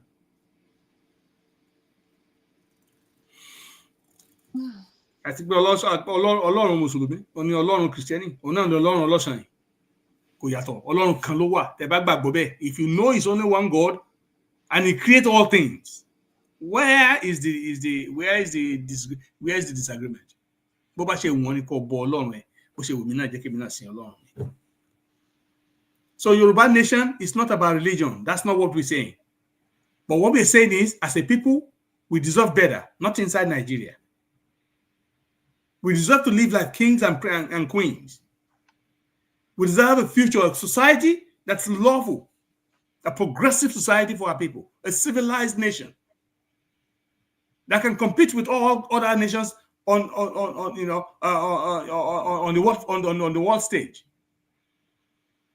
A nation with a lot of potentials, resources, abundant resources in human and nature. Let us secure that and give a very pleasant future to our children. A nation that they can be proud of and be comfortable in and secured. And let us go to rest knowing that, yes, the future of the nation we're leaving behind is a great one for our generations. And that the Yoruba race will be one of the races to be reckoned with on face of this land. That's all. It has nothing to do with religion. It has nothing to do with any. If you go to Britain, they want Muslim, Christian, anybody. Look at every progressive society in the world. Every powerful nation of the world in the world. You don't see religion being America. President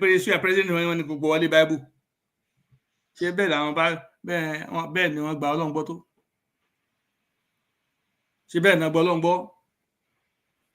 Formality, procedure. But they still do it. But they also continue to preach and defend the rights of even children that are not born.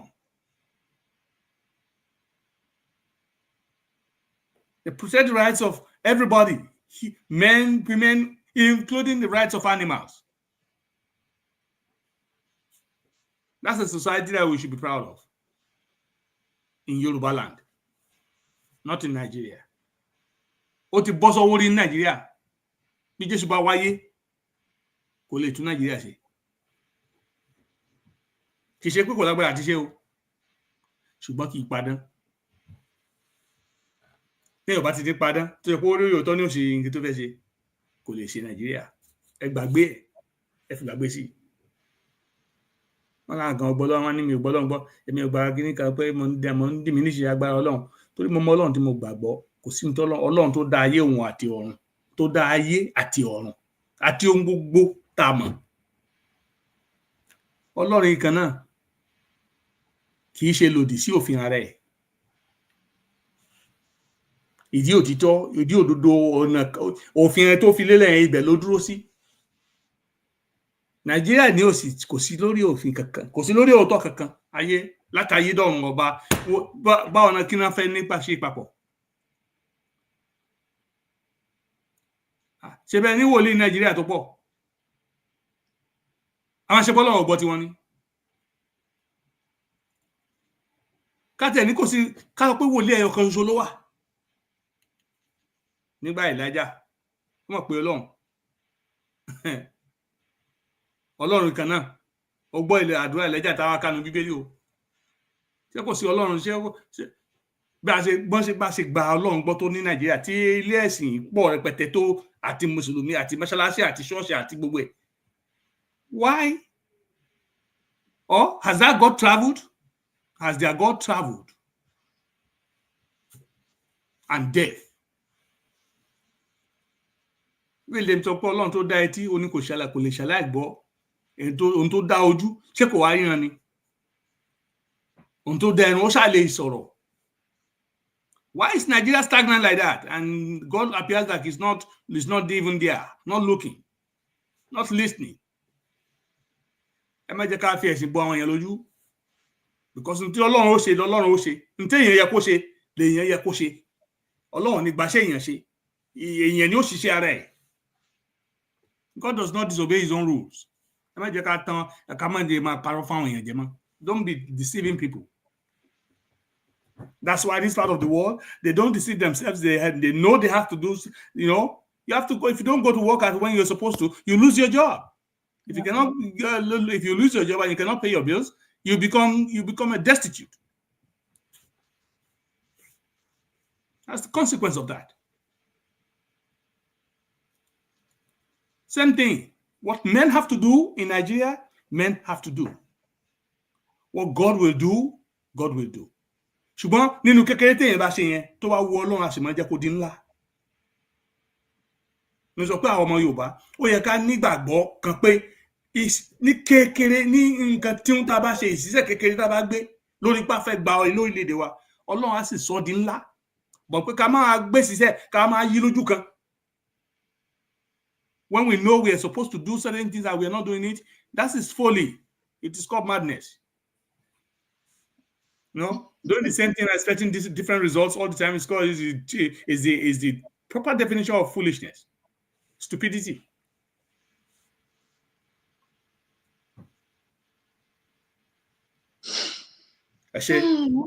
Wow, ẹ kú ohùn sà. Ẹ bá mi gbégbó sà lẹ́ẹ̀méje fún Dr. Abiodun Ojo Badegbe. Ká tó tẹ̀síwájú, mo kí ìyá wa Mọ́dúnní Adé, ẹ káàbọ̀, ẹ ṣé gidigidi gan ni mo. Ẹ kú àdúrótì. Ọlọ́run máa bá mi dúró ti ilé àti ọ̀nà yín o. Ẹ máa jèrè àwọn ọmọ yín lágbára lọ́wọ́ Ọlọ́run. Àǹtí mi, mọ́mí Rísí Aṣírò, ẹ káàbọ̀ mọ́mí.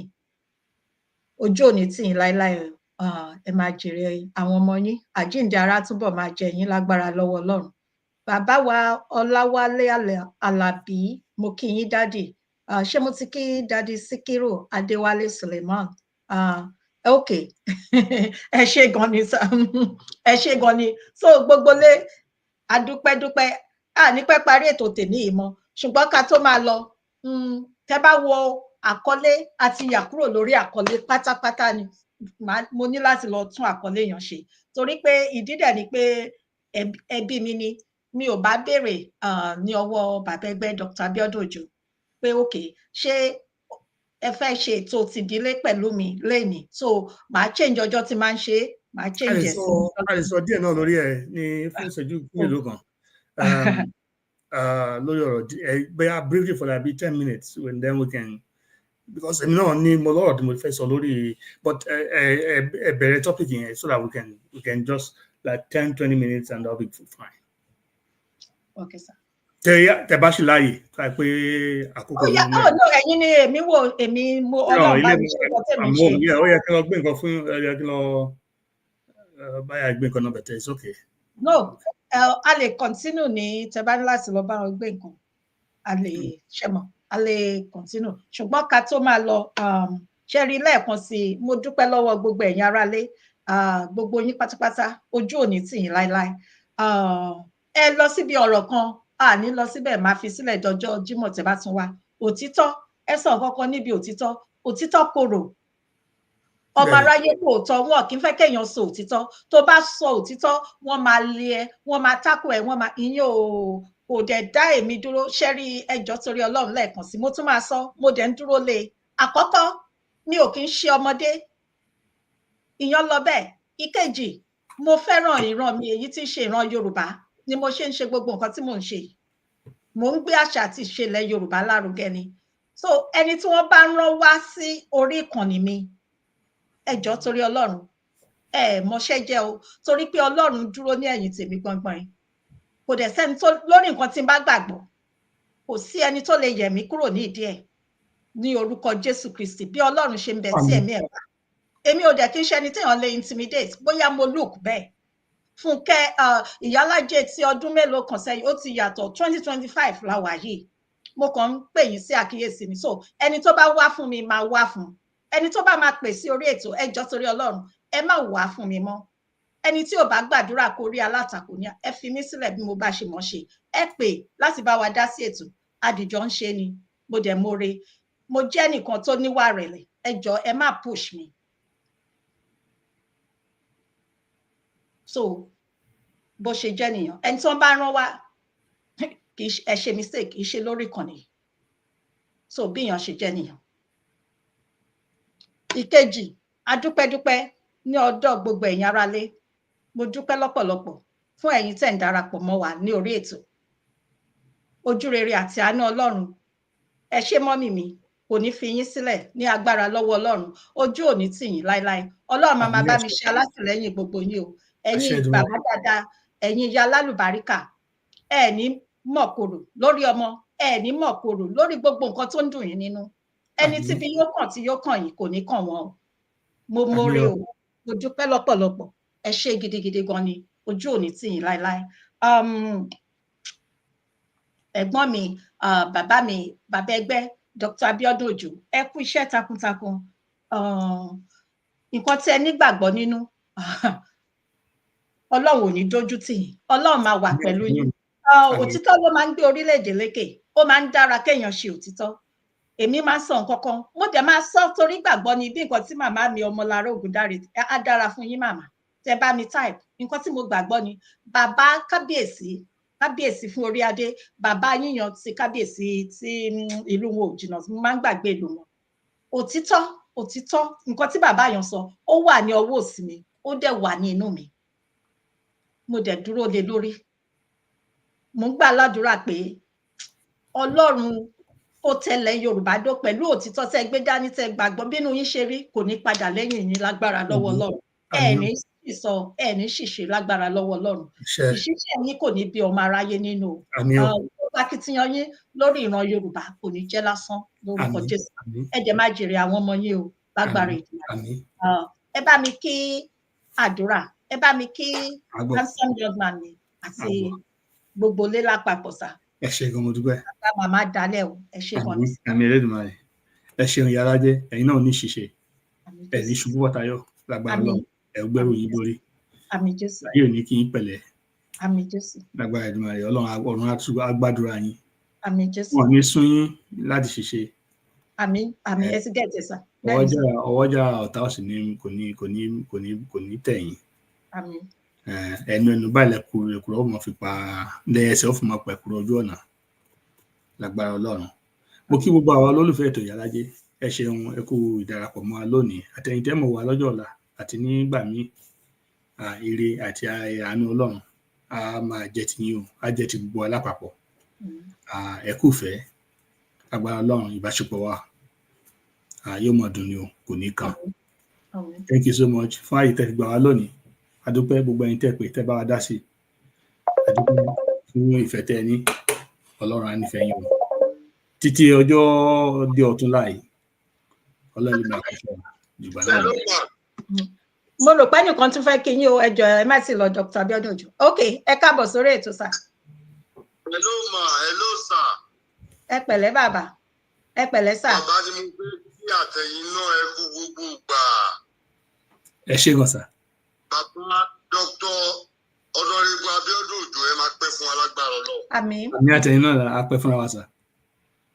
Bóyá òkè pẹ́ tó ewé ló ń sobì ọmọ ló máa sin yín. Àṣẹ wa. Ní mọ̀ sàlẹ̀ ní ọmọ ẹgbẹ́ Ọlọ́run àti gbogbo wa. Àmín àṣẹ. Gbogbo gbàtẹ́yìn Dr. Michael Labawa no matter topic tí màmá bá ní fún yín in fact ẹ máa ń meet up ju bó yẹ kó yẹ lọ inú mi dẹ̀ máa ń dùn. ẹ ṣe. ẹ pé fún Ọlọ́run ẹ pé fún Ọlọ́run ká dúpẹ́ lọ́wọ́ Olódùmarè. àwa tá à ń wò yìí tó máa gbé yín wá àwọn topic nǹkan tẹ̀ ẹ̀ sọ la máa ń wò Ọlọ́run á dẹ̀ máa lékun làákàyè yín àtìmọ́ yín. àmín àmín sà. ẹgbẹ́ Yorùbá aṣojú gbogbo tọmọtọmọ tọkọtọkọ ayàtàyà lọ́gbọ̀n. àṣẹ Olódùmarè. ẹ ṣe ẹ kú gbogbo ìgbà ẹ kú làákàyè tọ́lọ́run fún yín tẹ̀lé fún gbélé Yorùbá lárugẹ in fact àárín ìpẹ́ lágbára Ọlọ́run. àmín àtẹ̀yìn náà sà ẹ ṣé o. wọ́n sì kìí ta gbé wá kọ́ ní iṣu nǹkan tẹ̀ ń contribute olówó wa lórí Ọlọ́run á dẹ̀ máa fún yín ṣe á máa lékun làákàyè yín sà. àmín sà. Jẹ́ bí àwa kìrìsìtẹ́nì ṣe máa ń sọ àtẹ̀yìn kìrìsìtẹ́nì wọ́n ní the mouth of God has spoken the seed shall manifest pé màá rí yẹn lórúkọ Jésù. àmín àṣẹ o ẹ ṣé gan sà. ẹ ṣeun sà. ẹ ṣeun Ìyálájé thank you so much. kí bàbá tó pè wọlé náà àdúrà tí wọn náà gbà Ọlọ́run á mí sí wọn Olódùmarè á dì wọn mú á gbé orí wọn sókè wọn ò ní kọsẹ̀ o. àmín. wọ́n ń la omi ayé kọjá wọ́n á là kọjá wọn kò ní gbé wọn lọ. àmín. tẹ́ bá ń kọjá nínú náà kò ní jó wọn pẹ̀lú. àmín. lágbára ìdùnnú rẹ̀ torí ó sọ pé ó ní lórí kìnìún àti ejò ó ní àti paramọ́lẹ̀ ẹgbọ̀rọ̀ kìnìún àti ejò ńlá ni wọ́n fi ẹsẹ̀ wọn tẹ̀ mọ́lẹ̀. nítorí tí ó pàṣẹ fún áńgẹ́lì Ọlọ́run láti gbé wọn sókè lé wọn kí wọ́n fi ẹsẹ̀ wọn gbó òkúta. lágbára Elédùmarè bó ṣe máa rí fún wọn nìyẹn o. ọmọ ayé ẹ ṣe àdúpẹ́ torí pé ẹ pè ẹ sì ṣàdúrà bẹ́ẹ̀ ṣe yẹn ẹ̀mí Ọlọ́run á dúró tì yín o á dì yín mú. akí gbogbo àwa tí olólùfẹ́ àwa tá a lè gbọ́ wọlé tó pé tọkàntọkàn lẹ fi ń bá wa pé àti ìfẹ́ àdúpẹ́ lọ́wọ́ yín gbogbo ẹni tẹ́sí ń ṣọ́ ohun láti mú ẹ kú iṣẹ́ náà déédéé ni ẹ̀yin náà it's also all well and done torí tibitire náà ládálẹ́ ayé ṣùgbọ́n àròyìn ó ṣeé ṣe pé alátọ̀dọ̀ yín gan náà ni ẹni tó yẹ kó gbọ́ ọ̀rọ̀ kan tàbí méjì yóò ti gbọ́. mo gbàládùra pé àti ọ̀tá àti ọ̀rẹ́ ọmọ Yorùbá lọ́lọ́run ó lò fún àṣeyọrí àti òmìnira ọmọ Yorùbá lágbára Ọlọ́run. Thank you so much. a ó pàdé ní ọjọ́ ní ọ̀túnla lágbára Èdùmàrè. ẹ ṣé o. ẹ ṣé gan ni sà ẹ ṣeun gan ni àdúpẹ́ o ẹ ṣé ẹ bá mi kí gbogbo lé sà. God bless you sir. Bàbá captain bàbá ẹ kú ọjọ́ mẹ́ta o ẹ ṣé gan ni sà. gbogbo lé ìyókù tún di ọ̀la ní dédé aago 10 orílẹ̀-èdè Nàìjíríà ẹ ṣé gan ni ó dàárọ̀ o.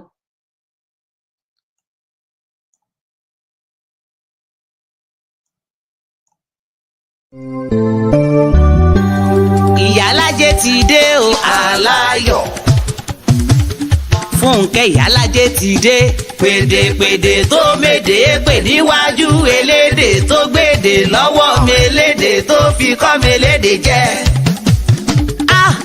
Ìyálájé mi Fúnkẹ́ o sọ̀rọ̀sọ̀rọ̀ tó mòye o àfẹ́gbọ́ ẹ yàtọ̀ sáwọn gbàǹtọ́ ẹ Yorùbá bá wọn lẹ́jẹ́.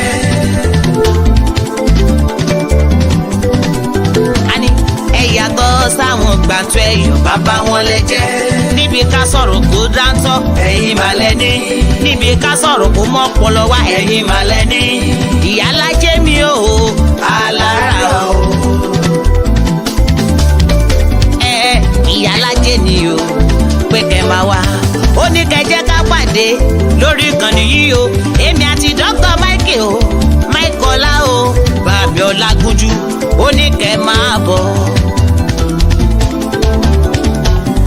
onífà gọ́gù lóní kájọ wá ẹ jẹ́ ká sọ̀rọ̀ àsọyé pọ̀ lórí ìkànnì yìí o lórí ìkànnì Ìyálájé mi Fúnkẹ́ o ọmọ wọn ní sàgé ọ̀rọ̀ gbẹ àgbẹ̀dẹ ọ̀rọ̀ bàbá o.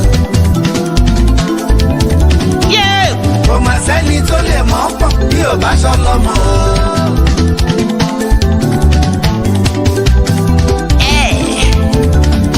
Ìyálájé àti Dr. Michael àwọn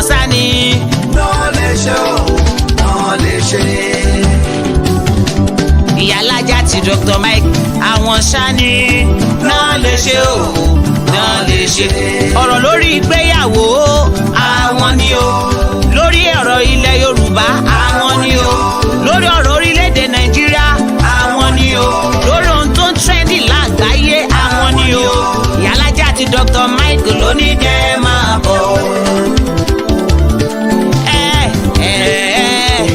ẹ máa bọ̀. ẹ jẹ́ ká jọ gbọ́. ẹ̀yin ará mi ẹ jẹ́ ká gbọ́. ẹ máa bọ̀. ẹ jẹ́ ká jọ gbọ́. ẹ̀yin ará mi ẹ jẹ́ ká gbọ́. Bàmí Moses Abíọ́dún Òjó ló ní wípé